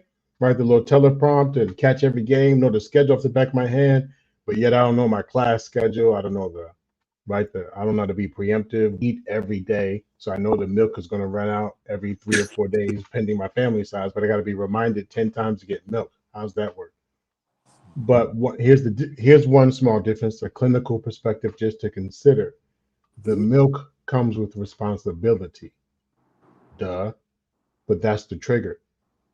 When I'm held responsible, pending the background that I have, that might land differently than me watching. I have no responsibility to this stuff about the game.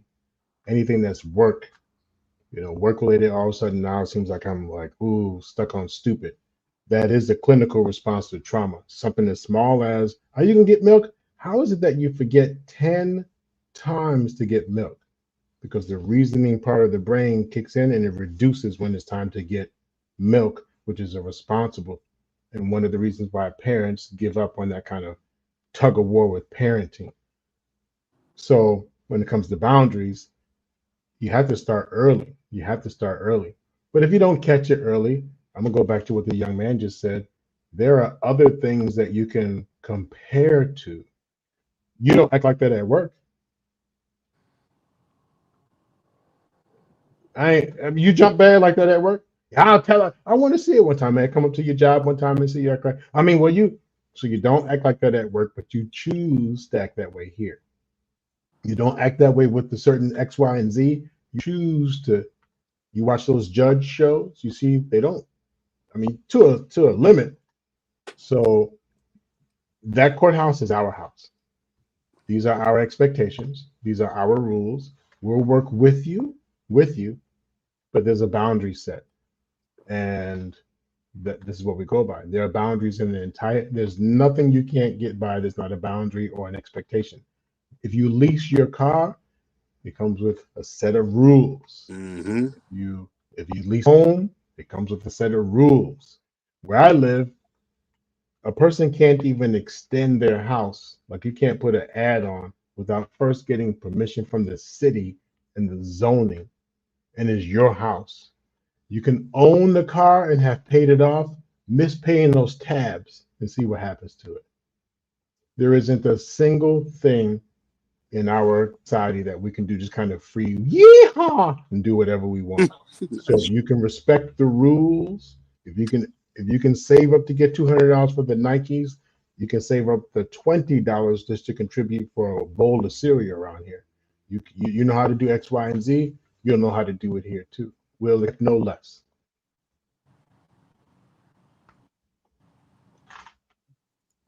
Not mad at that. Set them boundaries. Building a strong parent-child relationship, Mrs. Harris. Building a strong parent-child relationship is crucial for the overall development and well-being of children. When parents are actively involved and engaged with their children, it fosters a sense of trust, love, and security.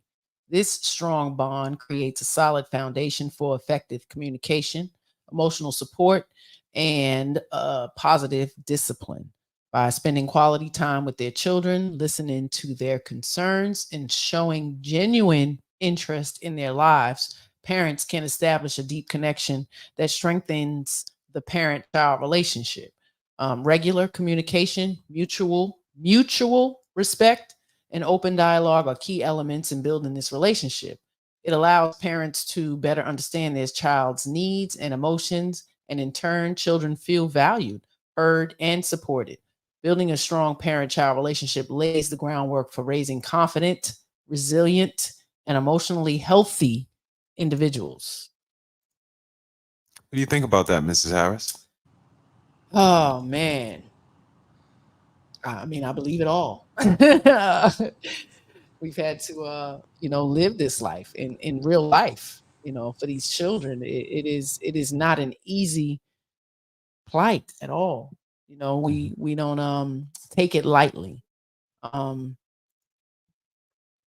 So let me ask you both here, Doc and you, when we have conversations about parenting, why don't this type of scenario pop into our heads?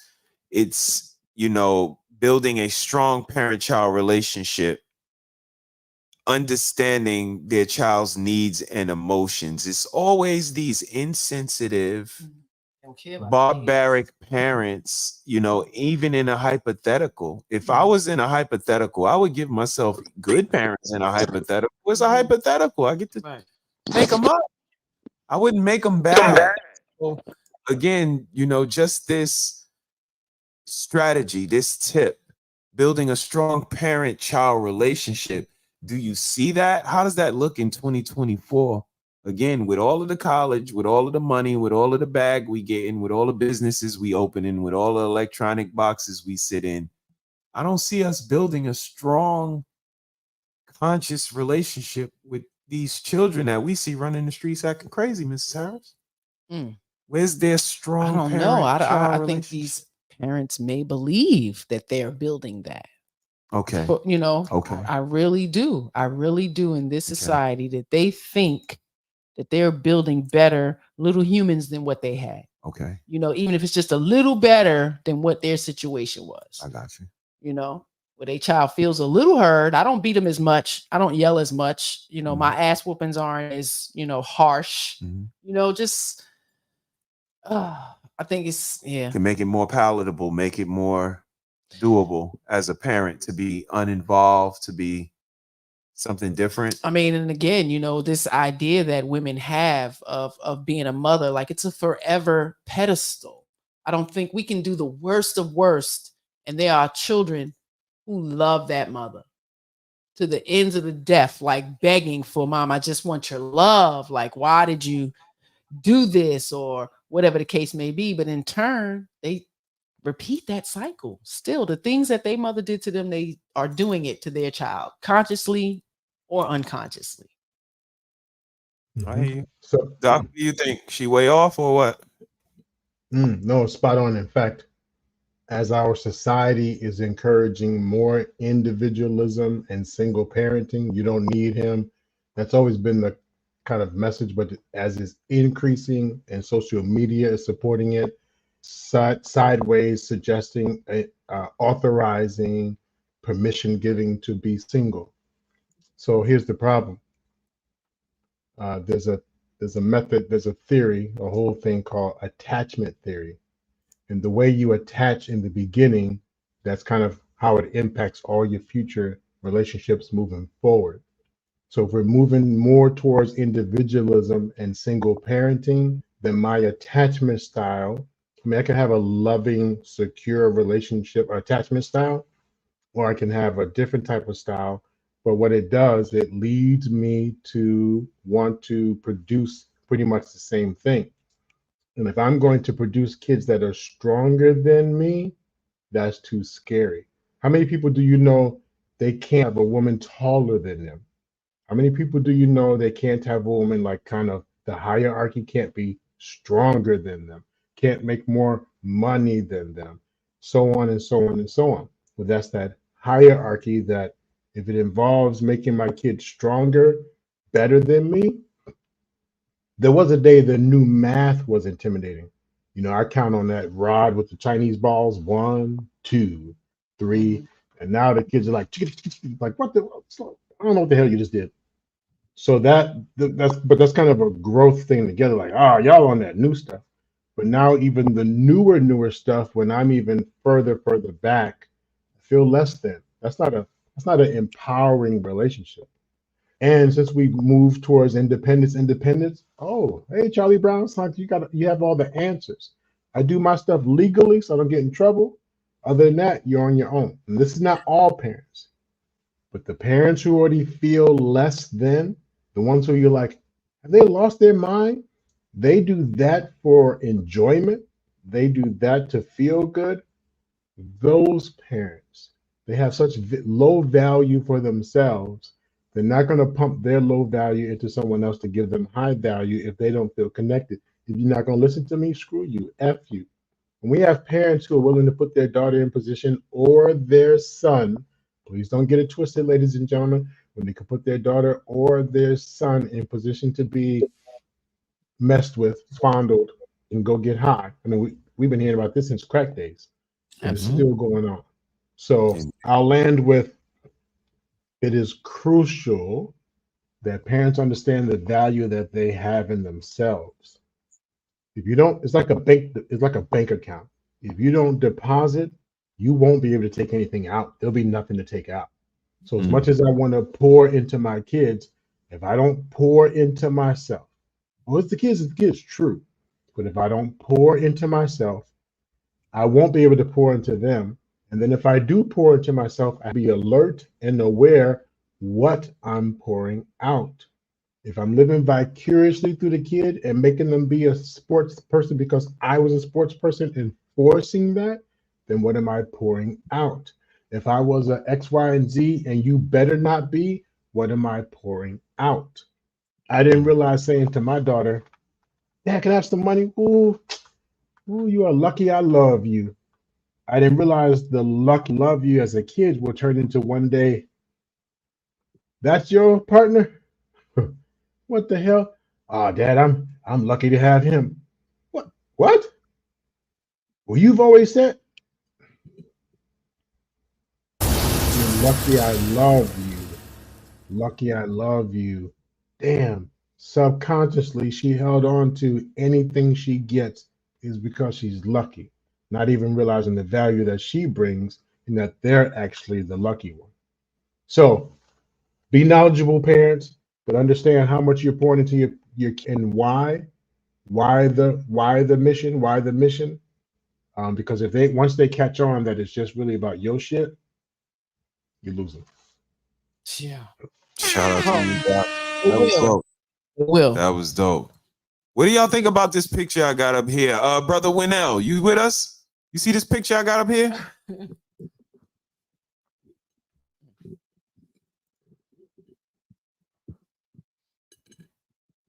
I told my daughter to go fold the clothes in the dryer. This is what I got. They folded in his dryer. Is that involvement? Your mic is off, brother. Is that, do we need to talk to them in more detail? Is that the curation of the family that we made? Whose fault is this? Who needs to clear expectations? curate in this I'm case? I'm hoping sorry. I'm hoping that's just like a joke, but probably not. But yeah, That smart aleck ass yeah, kid. yeah. But on the other hand, he or she did exactly what you asked them to do. Fold the clothes in the dryer. But I'm sure they know what the fuck they meant. You know what I'm saying? But do we know what you meant, or should you say what you mean? No, right. As I was about to continue my sentence, like maybe you had to be like, I have this problem at work, man. Like you have to be specific. Like you have to be specific with this generation now because everything is so literal.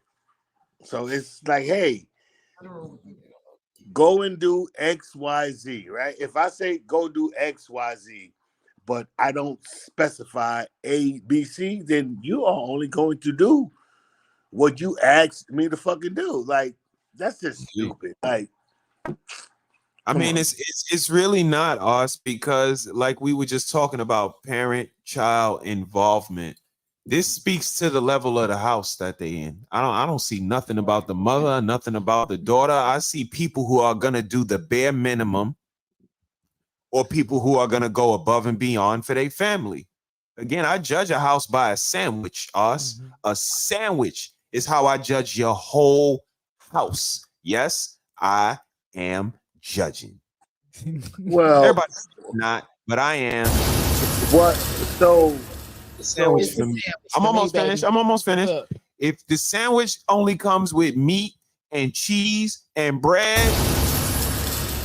get out of there. Get out of there. It needs to have a pickle and chips and lettuce and tomatoes and onions and fries with a napkin and a drink. That's the house you want to be at. This is what you want to curate, not this house right here. So tell, or the person who did that, like, it may be a joke. We don't know. Sarcasm. So was the instruction a joke? So I can give you a serious instruction. Go fold the clothes in the dryer, and you reply with a joke to me? Your parent. Nah, son, That's joke. what you just said. Right, but I mean, son, like, levity within a family is good. So maybe they thought, hey, dad or mom might find this funny. I'm hoping. Or like how, boom, so remember about last year, right? Y'all posted a video where the wife or the husband or wife told them to wash the chicken, and they washed it in fucking Dawn soap. Remember that? They did. Right? Yes. So, and don't that look like the type of house that will wash the chicken with Dawn soap? We don't know this. We don't know. I've been told you, I'm judging. They look exactly like the kind of couple that if they didn't have that conversation, he would wash the shit with soap, with car wash.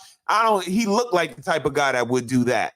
Because again, most guys just want the remote and a sandwich and for you to be quiet and they happy. So how he even learn how to fry some chicken and wash some chicken? Again, we tell our kids to go wash up and come out clean. We ain't show them how to wash up. They remember from when they was women do not show little girls how to wash their vajayjay, but expect them to keep it clean and know exactly what to do with it and don't get pregnant with it. And they didn't have one conversation. Parent-child relationship. It's 100 and it's important conversations that we are involved. No, I see. I'm not like disputing what you're saying. I know. I'm driving the point home that ain't no excuse. made for this. There's no jokes to be made for this, Austin. This is why we get the houses we get, because we make jokes for shit that's serious like this. Play too much. Dry the clothes in the dryer and fold them. I told my daughter the clothes in the dryer. That shit ain't no joke. Clothes in the dryer. This is exactly why we are where we are. We take everything. But she did. They did. Like, they did. Let me take it from here. So when you curate a home, your children know what to expect to some degree if you're consistent. So when laundry is done, this is not how we do it. You see mommy do the laundry completely. Okay, it's get folded, it gets put up. Now, if these are our clothes, it goes where it needs to go.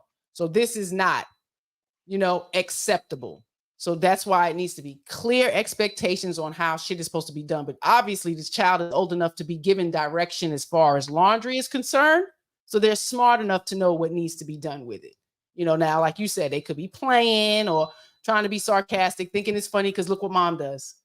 Puts it on social media. Moms have a horrible habit of doing that as well, putting all this type of reprimand on social media, correcting, changing the situation that's going on in the house. And when I reflect on it, they say I'm judging. You goddamn right.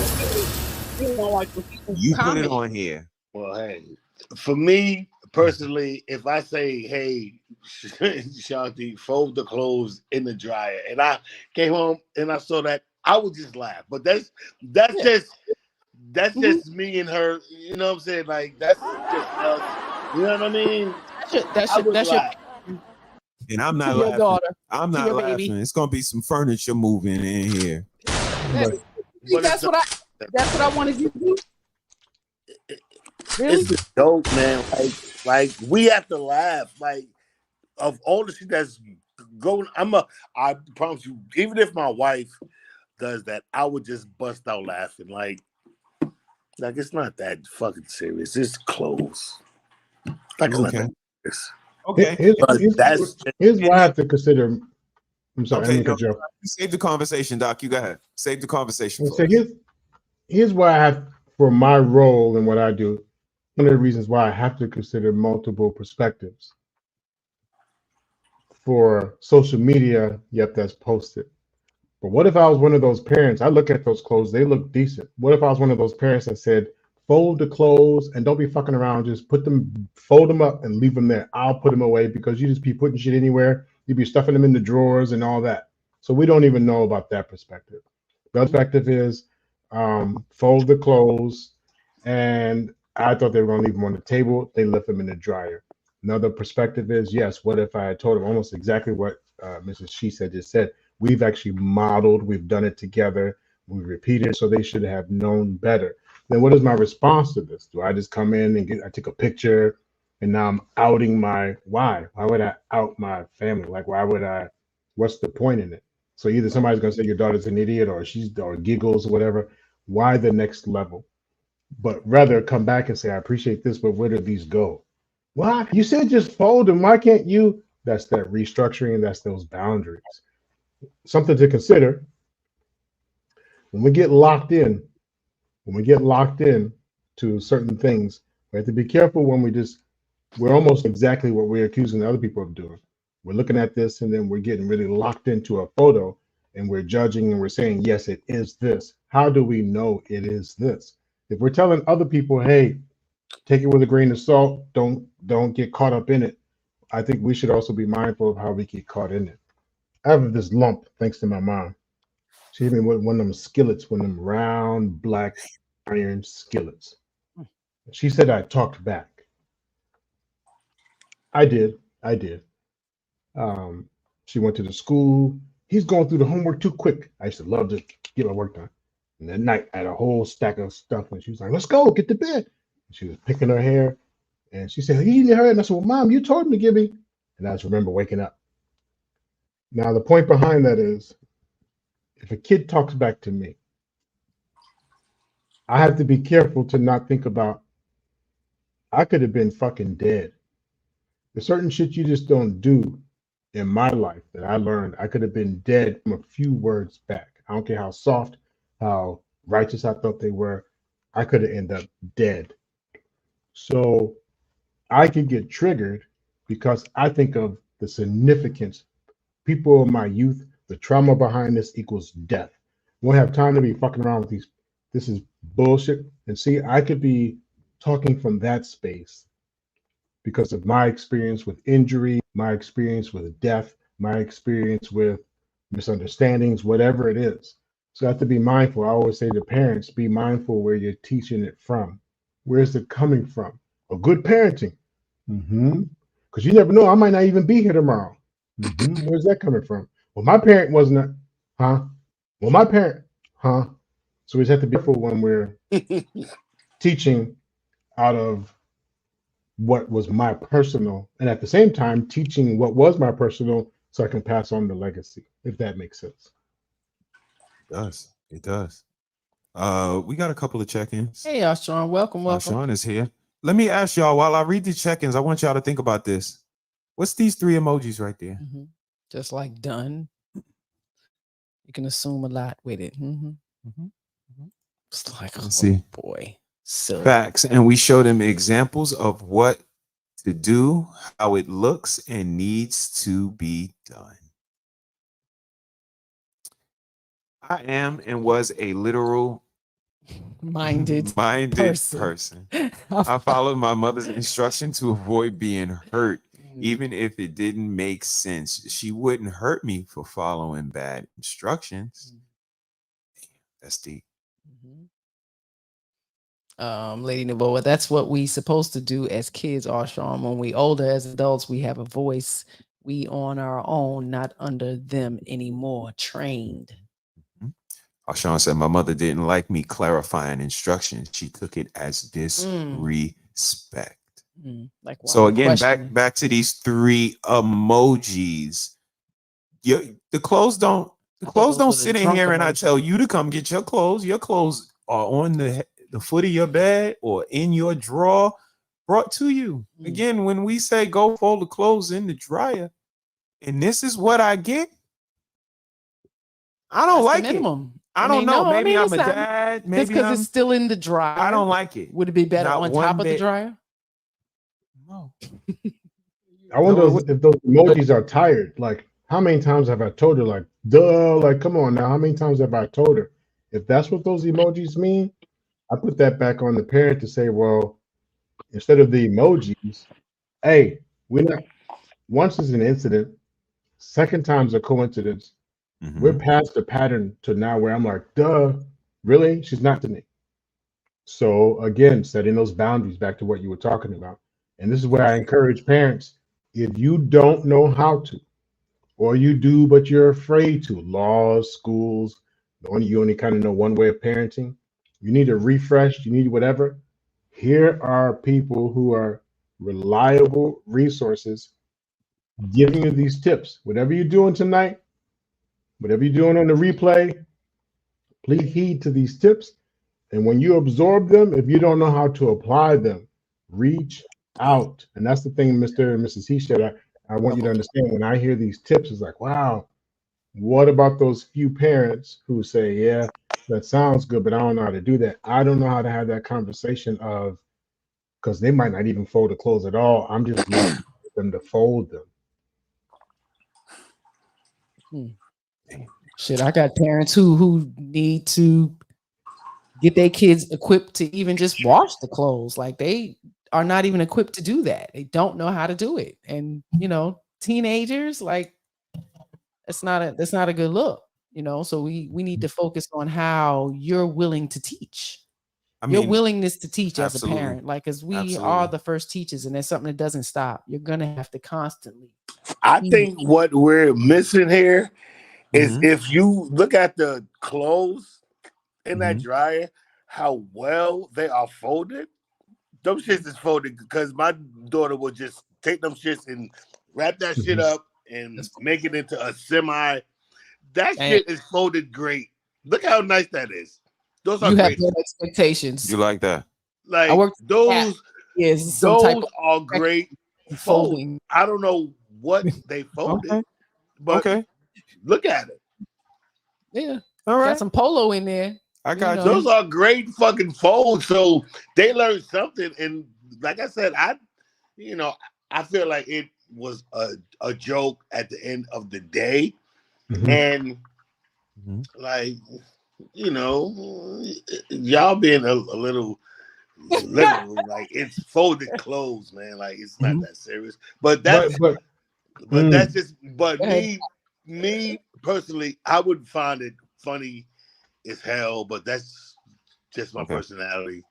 right. Okay. You know, Well, I we're just not. have an ounce of pushback, just an ounce of pushback.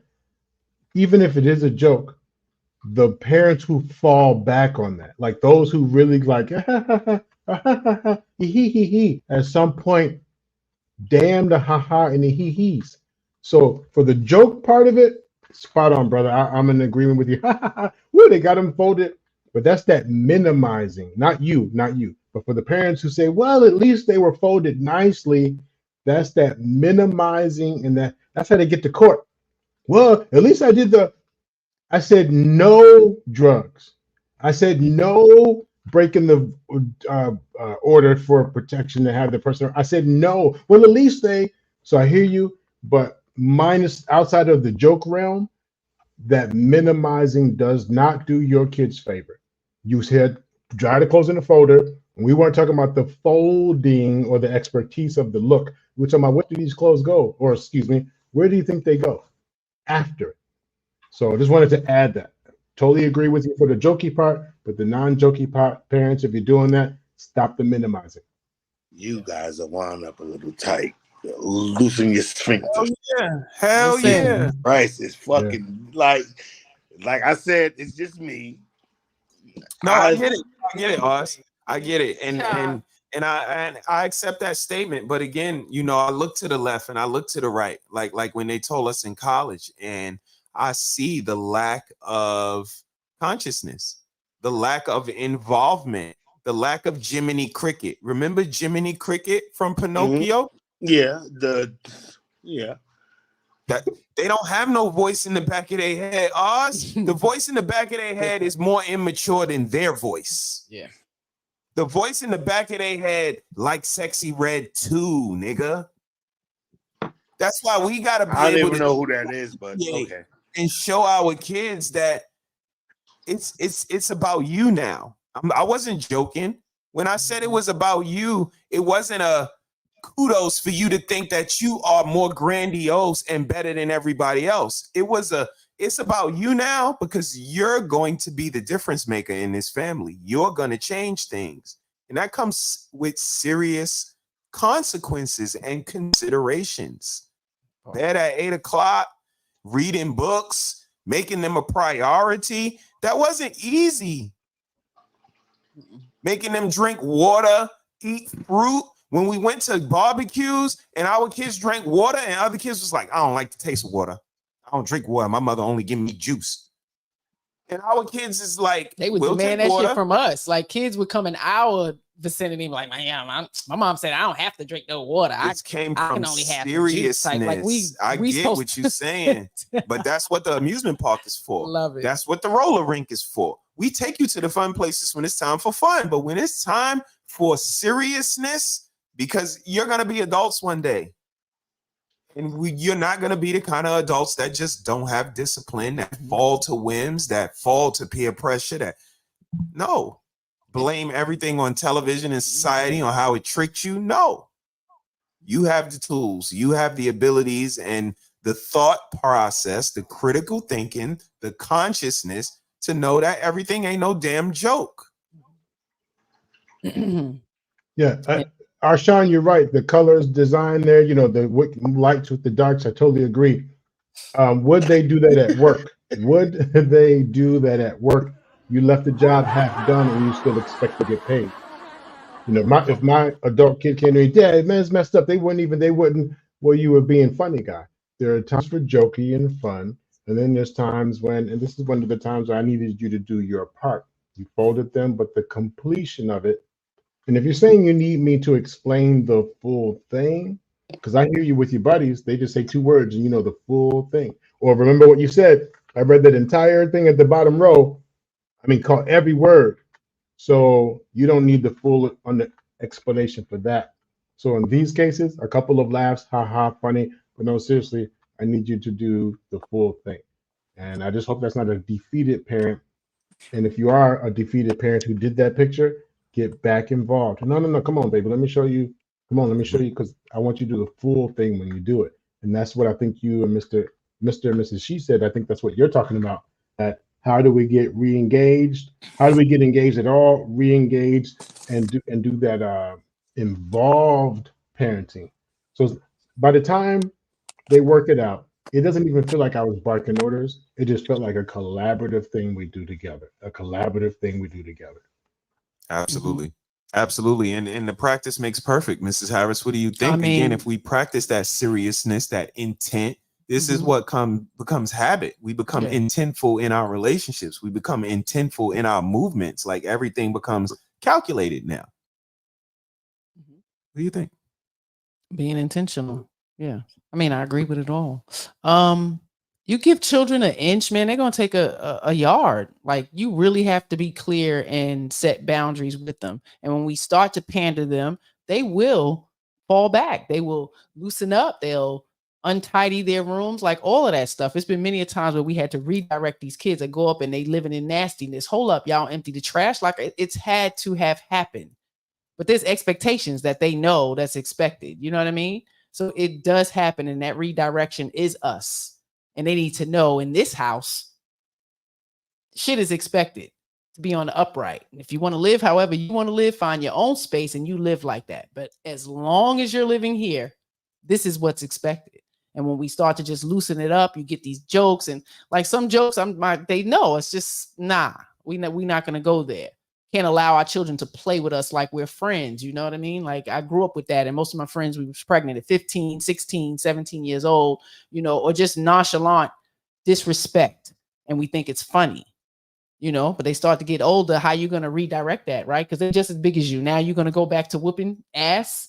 You know, when you let the level of respect weaken or get less in because everything is funny, you know, and not just saying that, but this is how a lot of parents are thinking. Absolutely. You know, they want to be their friend and they want to be hip, and I don't want to be that. I don't care to be your friend. Matter of fact, I don't need you to fucking like me. This is how I was with my kids. I don't need you to like me. That's not my job. But you're gonna learn to respect me, because I won't allow you to disrespect me. Indeed. You understand? So when I set rules and expectations, follow them, or I'm gonna check you. And then you don't have to have an ass whooping, but I'm gonna let you know I'm disappointed. Like, that's the one thing they don't want to do, is disappoint us. That hurts more than the ass whooping. Right. And that's why I never chose to, like I've told y'all numerous times, to like hit my kids. I feel like them knowing that I am disappointed and you hit harder than I can ever hit them. Ever. And I wish my mom had that mindset. She didn't. I'm gonna bust your ass. Oh, I said do that, you ain't do it? Okay, bust your ass. Right? So it's just like, nah. Because at the end of the day, it's like, okay, she whooped my ass for something I'm probably gonna do again. Right? Like, it's a good chance I'm gonna do it again, knowing the consequences. But if I know that she will say that, like, words can sometimes hurt more than like putting your hands on somebody. Like, y'all can argue and fuss and fight, but it's like, it's something that anybody can say that can hurt them, their partner, more, just by you saying it, right? Absolutely. So it's like, you know, me beating you does nothing, because guess what? You're gonna wind up doing the same shit again, knowing that, okay, I'll just take this ass whooping and be on punishment for 2 weeks, and I'm gonna go outside and do the same shit I just got my ass whooped for. But it's the ass whooping, like, you know, it's thing for a minute. The disappointment is gonna last a little longer. Right. And like y'all been saying all night, it's about the parent and how they speak to their child, whether it's male or female. It's like, I think, like, for and this is my personal opinion, but like, for girl to hear that their dad has a certain feeling about them sort of hits more, because you know, dads and girls, it's like it's nothing. Well, won't say nothing, but there's a bunch of things that we will make sure, no matter what you do, you still my little girl. You know what I'm saying? Dads and boys, it's like, look, let's go outside, put on boxing gloves. I'll fuck you up real quick and hope you course correct. And if you don't, we're going to rinse and repeat. Okay. But with girls and dads, it's like, hey, you know, we can act tough, but we have that thing of, hey, like, this is my Daddy's girl. Right. Like, that's the real thing. Daddy's little girl, that's the real fucking thing. And I have two. Y'all have three. See, you have three. So yeah. That shit don't apply with me, nigga. That shit don't rock over here.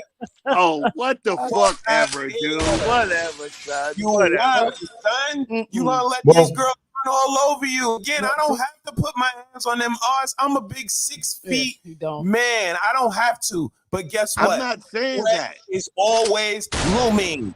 It ain't never gonna come a time where you think daddy ain't never gonna touch me ever. I'll fuck you up. Got to be fucking kidding. No, Respect me. Or I'm your mama. fucking daddy. Or your grandmama. And the possibility is always there. I'm never gonna use it. If you could get past the loud roar of the teddy bear, you probably gonna be good to go. But I ain't gonna never let you know that. As far as you know, I'm involved. And if involved mean an ass whooping, you getting an ass whooping because I'm an involved parent, Oz. I give you kudos, compliments, and everything that you need in this house.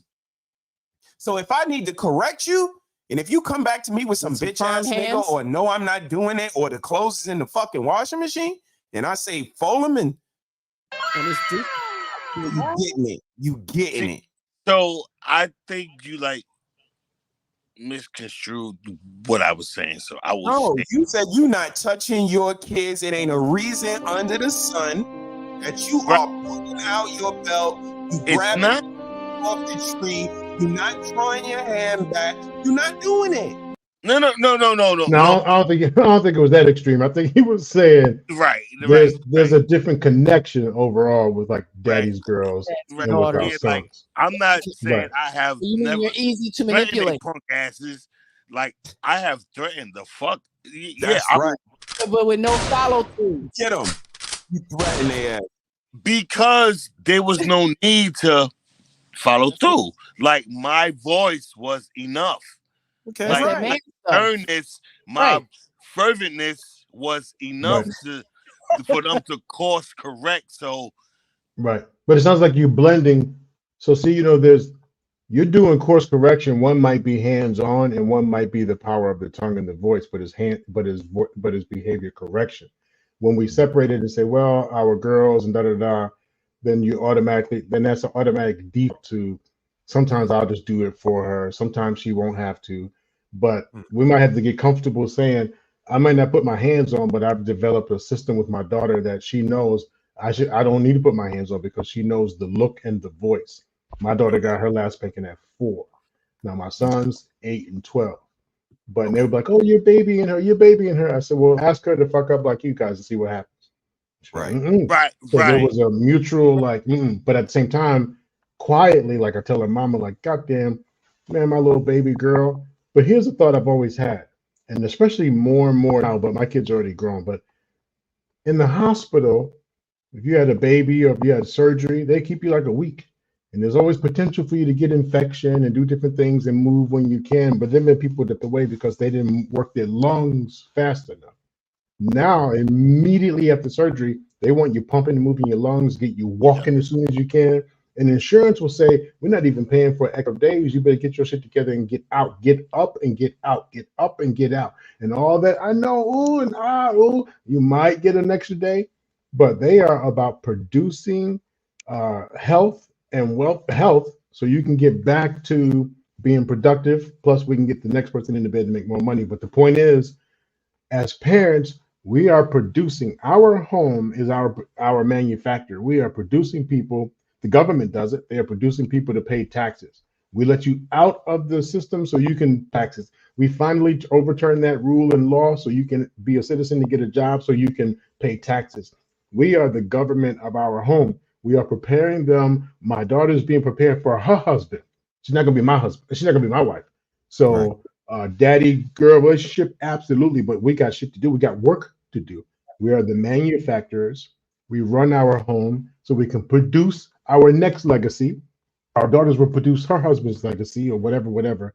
But I say we have to keep the integrity. We have to keep the integrity of what we manufacture in our home.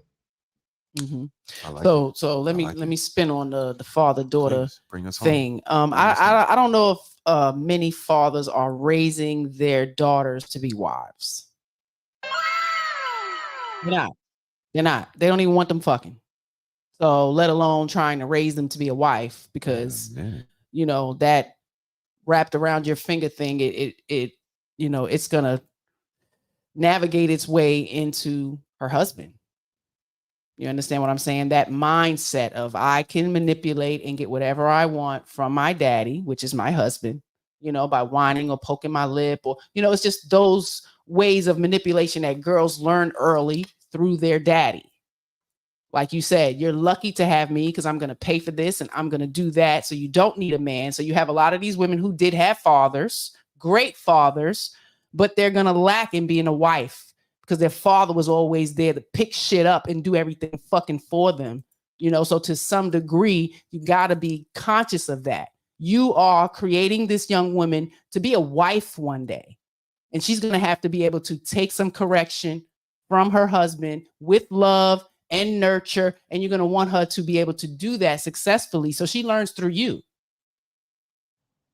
You understand? She's learning through you first. So there will be times you're going to have to put your foot down and say, this is what I expect from you. And there are no exceptions because I am your father.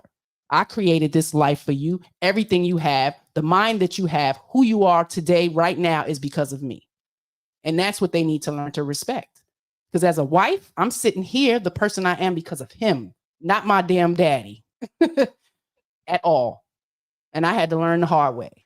You know what I mean? And not many women are going to have a man to show them that much grace and knowledge and willingness to teach and guide me with love and kindness. Like that was something I couldn't ask for anything more. So money is nothing of value to me. His presence, his time, his patience, his mind, his heart, how he gives to his children. I mean, that means to me so much more than any money could possibly mean. So we do have to do a job at empowering you gentlemen as fathers to not create that type of passive relationship with your daughters, because it's going to be very hard for them to go out into the world and have a successful relationship with a man, because they're going to think they're supposed to get their way all the time. Yes. Unhealthy, because it's not realistic. And when they start having children, it may even be worse because they're so fucking selfish. I see so many grown women now, they're so selfish. It's so hard for our societies to get better because women are self-centered. They don't care about anybody else but themselves. And it is showing in the children, in our society, in the schools. Like, we're not a part of anything. We just want to work and get the bag and had a car and had a hand and nails. And our girls are following suit.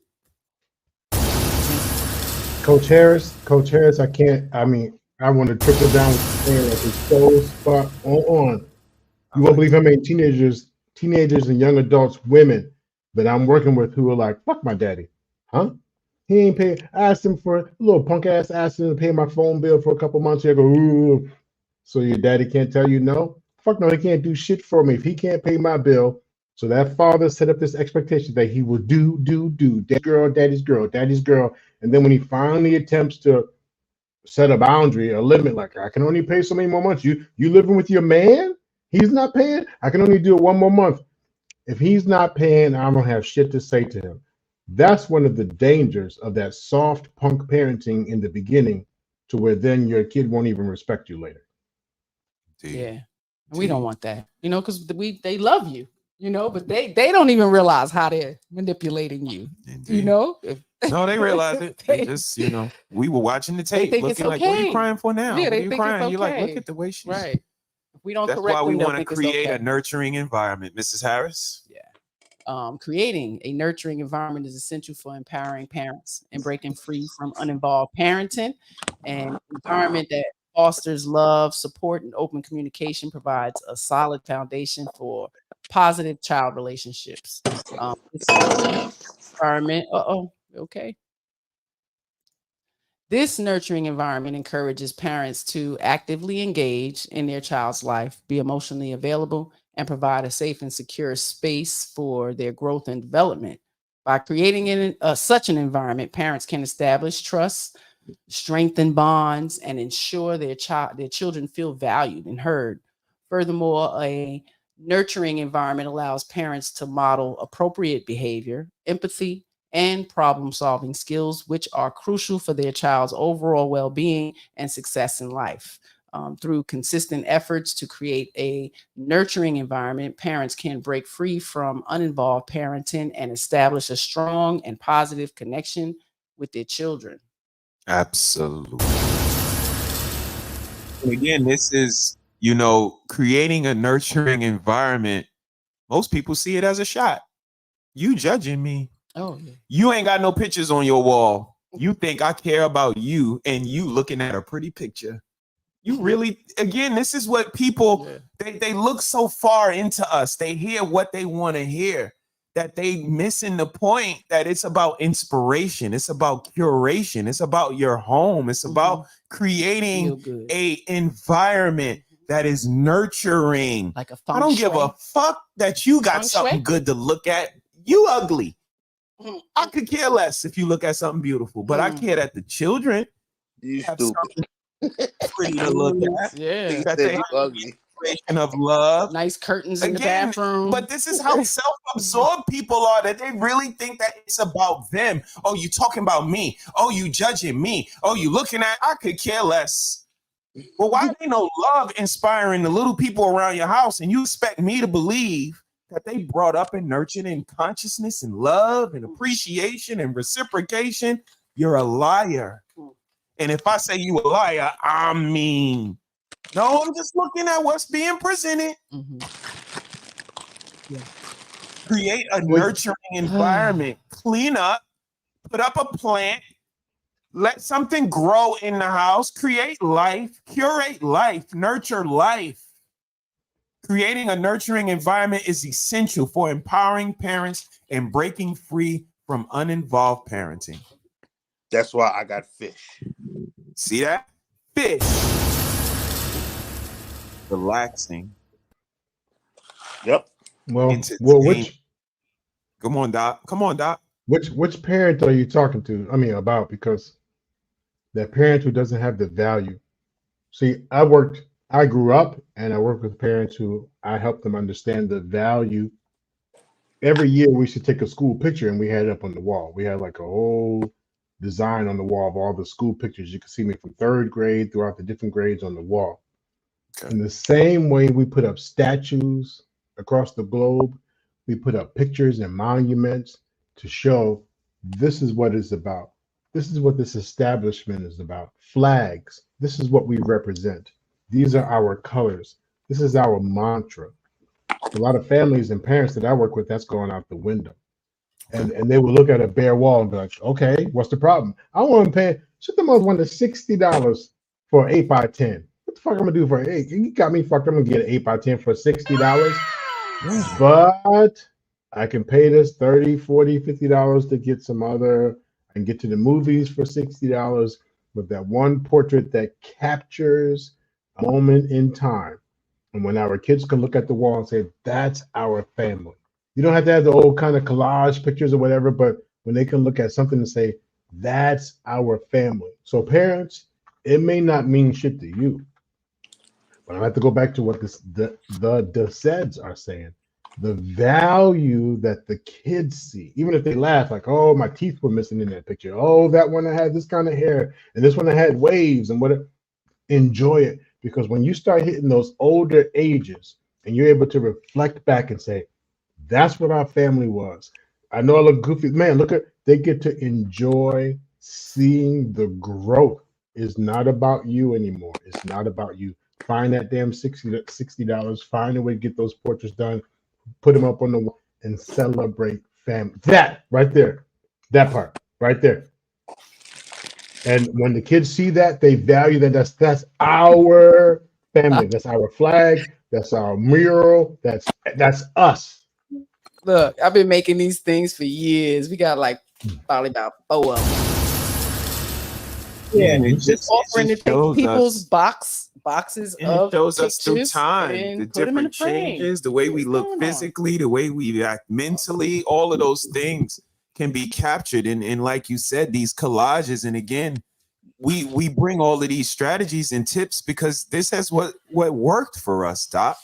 From 1998 up until now, it took one day at a time to get all of those pictures to put in the collage. But to act like this is not possible with two people based on loving each other and wanting to do better and be better together, I find it insensitive. And to be here 3 years later, and I'm the one that got to watch how I say stuff. I got to watch my cadence, my tone. It's deeper, like we're brother. Treadmill. Right, but go deeper. Who gives a fuck about you have a nice little family and all that? No, go deeper. Your family's not in jail. Your family's not in jail. We did the model that we did. Our kids are not on drugs. We did the model that we did, and to this day, my son still knows how to talk to me with respect. It's not just that, hey, listen, we have a nice family. Because now, fuck you. What do you have that I need to have? We have family. We have legacy. I can rest my eyes and know my husband has my back. I can rest my eyes and know that my wife has my back. Can you, futuristic, blah, blah, blah, blah, can you say that? I don't need that shit. That's what I'm talking about. So, the question was, can you say it? Blah, blah, blah. The question is, do you have children that respect you? Do you have children wanting to do this, X, Y, and Z? Do you have children that want to do this more than a rap song? That's what you've been doing. So the reason to push back is because I have to find a weak spot in your glory. I mean, what can I really argue about you talking about you have a good, solid family that you've been nurturing? I look like the fool if I come at you for that. So I have to find angles, I have to find reasons, I have to find excuses, I have to find, oh, you sound so loud. Why are you putting me down? Why are you fuck that? You just left the movie theater there. You just finished watching the rap, bitch, motherfucker. All that was okay, but if I say one thing, now all of a sudden your feelings are hurt. So really, they're just attacking, trying to find some chinks in your armor to reduce you. So now they can be like, now you are where I am. That's what you're worried about, being where you are. See, you weren't listening. You weren't listening. And some people can't be saved.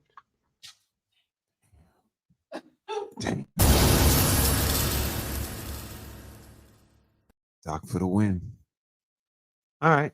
I'm gonna finish this up so I could get you guys out of here. I kept you guys for long. I appreciate y'all for hanging out with us. Hit the like, subscribe, share button.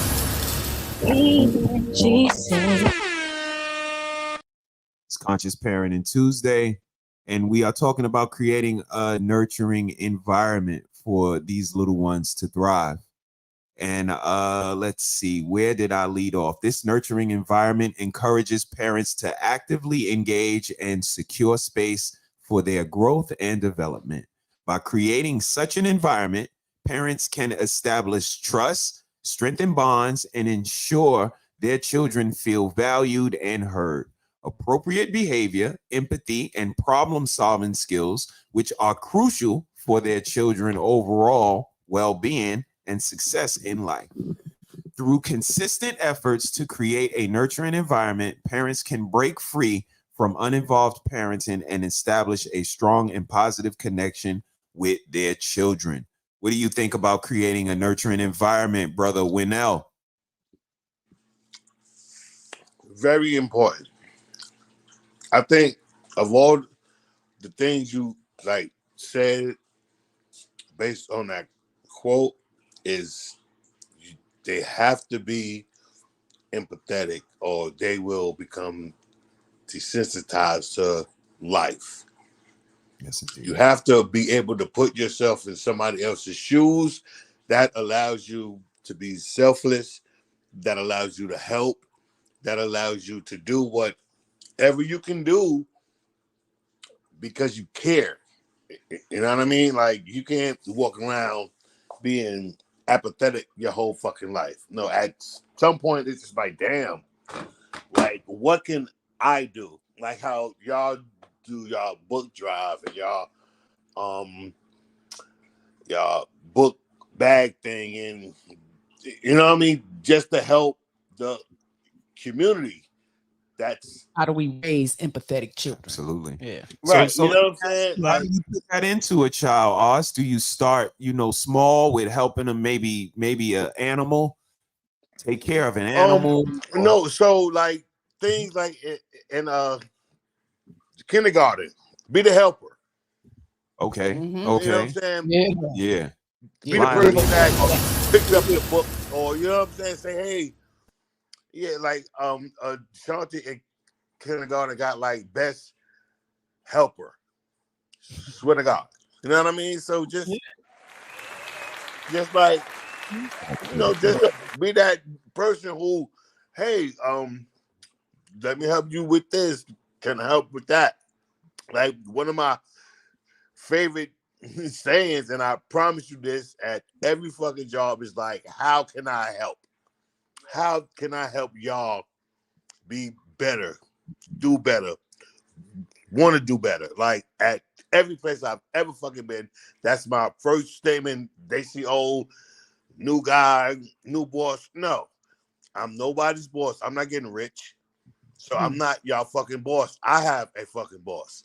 He's getting rich, not me. So how can I help y'all?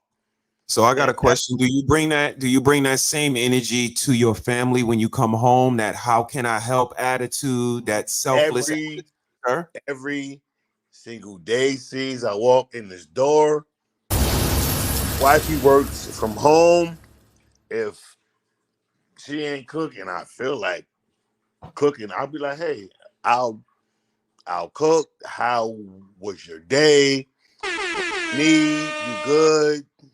Want some wine? Yes. How I help you? Come on now. So now let me go a little deeper. Let me go a little deeper on you, brother. Think about the houses that don't have that reciprocation, consideration. It may be a significant other in the house, but when they come home, they're not as considerate. The children see that, and they grow up to be not very considerate of other people, not very understanding, empathetic, so on and so forth. So, would you agree that we are kind of examples, for them? They will go the way of the Jedi, so to speak. You know what I mean? Of course. It, like, we all say it all starts at home. At home. You're at work, you're at school for 8 hours. You have 16 more hours at home, right? Mom might be busy, dad might be there, not be there out working. But if it's a full family dynamic, mom, dad, siblings, then if dad come home and he's pissed off, and mom is like, hey, be pissed off later when we go upstairs and we talk about your day, or we go outside, or we do this, right? But if dad comes home and he's tossing shit because they moved the glasses, like, kids pick up on shit like that. So you have to learn how to separate your work life from your family life, because if you stressed out at work and you bring that shit home, then now you got two problems, motherfucker, because she don't want to hear the shit you went through. She does, but hey, like, before I tell my wife about my day, I ask how her day was, just because. You know what I'm saying? Like, hey, what did you do? Right. And when you unpack all of your shit, then I'll unpack my shit. But there's times where she'll ask me before I even ask her, hey, how was your day, babe? Let's talk about yours first. Okay. Okay. Right. Very nice. Iteration. But Doc, that took growth. Yes. You have grown. We've seen grace, it from day one, man. We've seen it, and we love you. We proud of you. You are doing a great job. You are an amazing dad, an amazing husband, amazing brother. Keep doing what you do, man. Because I love you, bro. That's right. You know it. And I see that Bob shirt too. Don't think I don't see it. One of them vegetarians. Got to keep more fire, Jed. You don't know. Got to keep bobbing. But real quick, I love y'all, and Yup. 5 o'clock comes early. Get some rest. So you gotta get up early in the morning. Cook some I will food. be on y'all next viewing. Love y'all, Doc. Love the information. Peace. Keep it up. Peace. Always an honor to be here with you, brother. Shout out to Brother Jones, y'all, on the check-in. See you next time, brother. Say give our love to the missus. Keep up with the Joneses, everybody. They out there, man. Shoot. Doc. I had to, and I don't. I don't put my stuff on the social media just because of the job that I do with the forensics. I don't sign off on certain people's paperwork. They always find a way to get your family. But I just want you to see, because most of my stuff's electronic now. I mean, we transfer a lot of the picture stuff, but my little clan, and my dad's house has all the paper ones. Like I got all these little things you were talking about. Yeah, I got the little things too. And yes, and we got a couple. I'm the holder. A couple of the gifts that they received were like, hey, don't ever open this. Like one day it might be. But this from them grandparents who were holding on to them dolls in the plastic bags and collect, right? Just want to show you. I've never showed you, but this is who you are to me. Or I talk about my last foster mom, Mrs. Bailey, the one who's never given up on me. Oh man, she's the one that told me. Yeah, this is her early days. This is her. She's the one who said, "This is your last foster home, my 7th one." She said you had lupus, and when she would get sick, she wouldn't call the agency because she knew they would come and get me. 3.5 years with her, she kept her word. It was my last foster home. The state of New York put me up for adoption, but just wanted you to know when I'm donating and saying, "Hey, it's for Mrs. Bailey." She's the one who, at 10 years old. Christmas was like 2 p.m. because we all had to clean the house first. We all would go around the neighborhood, and when I'm running up to the Mr. Eddie's newspaper stand, I'm getting more newspapers every Sunday to give to the one elderly couple who couldn't do. She's teaching me the power of giving back and doing for others. So a big chunk of my appreciation and knowledge and what I do goes to her. So when I say, hey, I'm donating, don't worry about throwing my name in it. Don't worry about, it's really me just passing on the legacy, passing on the love that she passed on to me to make it possible for me to even be here. My dad took the torch from there, but she's the one that I talk about. So I want to appreciate you, and we appreciate her. Yes, you bet. You bet. I mean, I see videos of you, Doc. You running down on people in the supermarket at Christmas time, giving out. I said, right. Look at my brother right there. Look at my brother. He said, no strings attached. People are hard to believe it. Like, wait, you just give it money? Like, nah, no strings attached. It's the holiday season, and this is, what I'm doing. And it was amazing to watch. Yeah. Just a breath of fresh air, Doc. We appreciate you. Everything that you do, spending time over here with us. We know you could be anywhere in the world, but you come over here, and we appreciate you so much, man. Your insight, everything you're helping us with in front and behind the scenes, it's immensely appreciated, sir. You are a amazing addition to the Harris family, and you can't get rid of us now. So.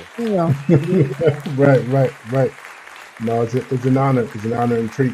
Please keep doing what you're doing. It's going to be some discouraging days. People are going to listen. The whole Will Smith slap Chris Rock. people are always in tune to hear what's going on, but were they really in tune to hear what's going on, or just to catch the latest gossip or the latest whatever? So sometimes people come here for the entertainment. Like some people like chaos. They actually like when you like, yeah, and they enjoy it, but they don't do a damn thing after that. I challenge people when I talk about that hospital, when I hear you talk about your hospital, and I talk about that, wow, that triage, and what I just said, get pregnant and have a baby, I guarantee you, you are out that hospital within a day or two. Within a day or two, you are out. And get yourself together, family, parenting, individuals, males, being honest, truth, find yourself, discover yourself, set the standards, aka DSEDS, and then the women information you give is invaluable. Back in the day, they didn't even tampon commercial can come on and moms wouldn't even talk to their daughters about it, right? You just don't have those conversations in certain homes. And then there's the other extreme, fuck it, and I'm the bird. Wasn't it the bird thing that you show and the mama's laughing like grandmama's like yeah, and the bird. So it's one extreme or the other. They still I appreciate you doing what you do. I hope every show someone knows of a family that says, man, it's only some little change, but I know of a family that can benefit. And I'm keep pumping and trying to promote people. And those who are listening, don't worry about assessing. I don't do the assessing piece. Boom. I hear what you're offering. Boom. It looks like you can benefit from it. My job is just to connect. So for those of you who are worried, I don't know if that would be, I don't know. Let the Harris tribe, let them figure out that piece. That they'll either work with them or they can't. But don't worry about that piece. Just be willing to help a family and forward that information to the Harris tribe. Absolutely. Lady Navoa said you can also find him at his own space circle at drnakumbe.com. You guys check it out. She said hit that subscribe button, support the channel if you can. And like you said, Doc, I'm gonna end it with this. It does get a little discouraging again, only because not for us, for Mrs. She Said and Red Lipstick Vibes. These ladies, they put amazing thought, feeling, effort into their content. They present informative, edutainment, educational, and for them to go unnoticed, it starts to feel a little disheartening. But I did a little research and I found out, sometimes people want to hear what they want to hear, who they want to hear it from. I would say she was the original Beyonce. Beyonce stole her steez. Oh, you think so? Look at Crazy in Love video and look at A. Marie. Why Don't We Fall in Love?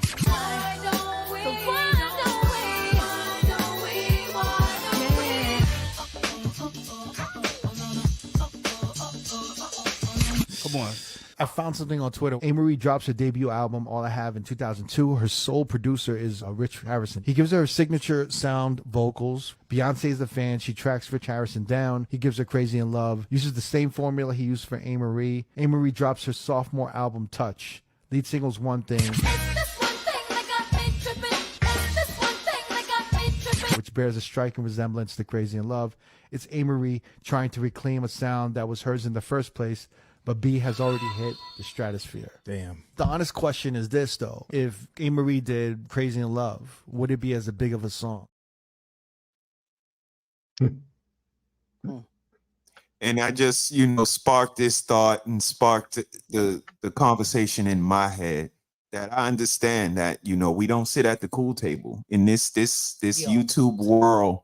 We came in kind of late. We came in, things were already kind of rolling as far as the manosphere, the women's sphere, absolutely, the foolery.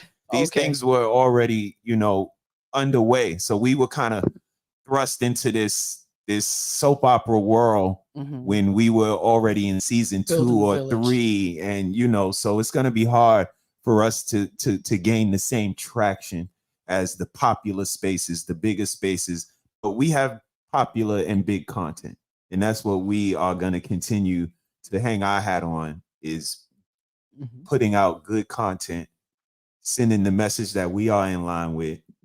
And if, people need to hear it from Beyonce in order for it to resonate, if we can spark Beyonce's thought, if we can inspire the Beyoncés, we fine with that. But, Sometimes you gotta work hard for it, Doc. And I'm Shout out to A. Marie. Shout out to A. Marie. I love A. Marie. Yeah. But well, question. Out of all the shows I've listened to you do, other than the rap, Heavy D, what's that group? The group, Heavy D and the Boys? All of them, the whole group. Shout out to the East Coast All Stars. Yeah. Self-destruction. Other than self-destruction and maybe one or two other song conversations, that shit back 20, 30 years ago, we're not really talking about. There might be some comparison, but parenting, self-respect, dignity, legacy. Notice when you said our daughter would be able to hear this when we're long gone. They won't be showing out there in Beyonce videos when you are long gone. They could be all the hippity hoppity they want. They'll show who's the newest, latest, and greatest. They'll do some Marilyn Monroe stuff, how they capture Marilyn Monroe and she was beautiful back then.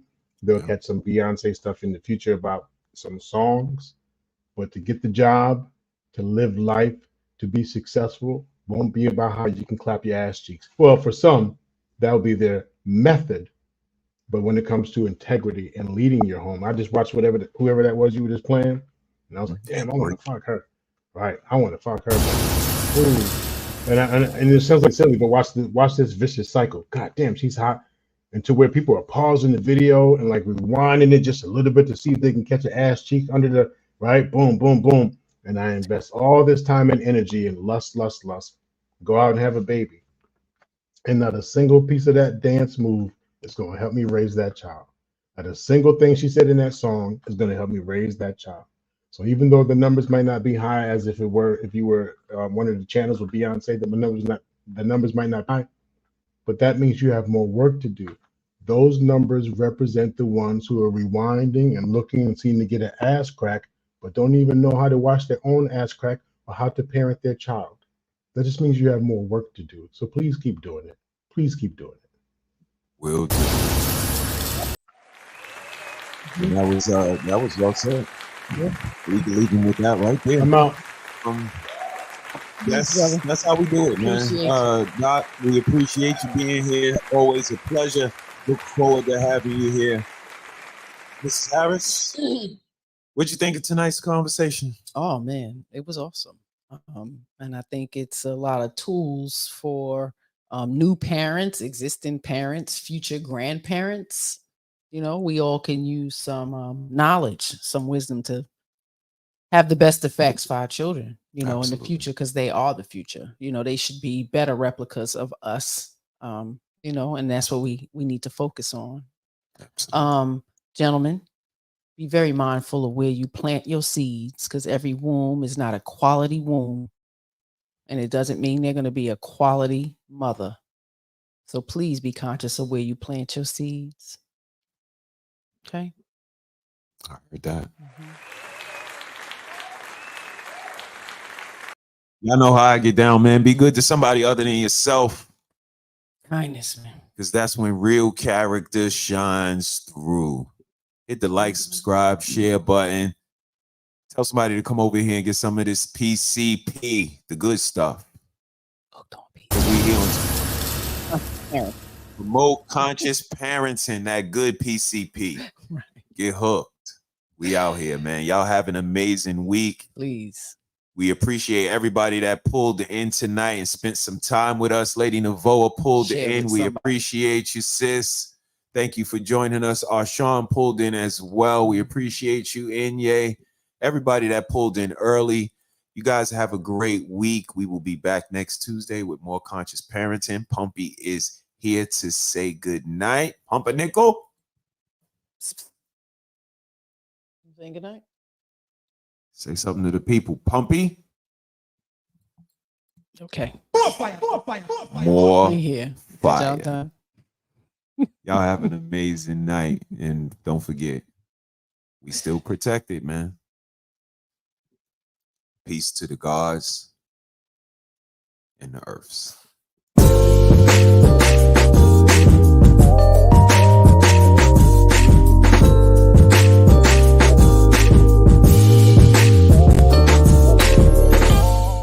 BOS on the track. You on the track. You on the track. You on the track. You on the track. You on the track. You on the track.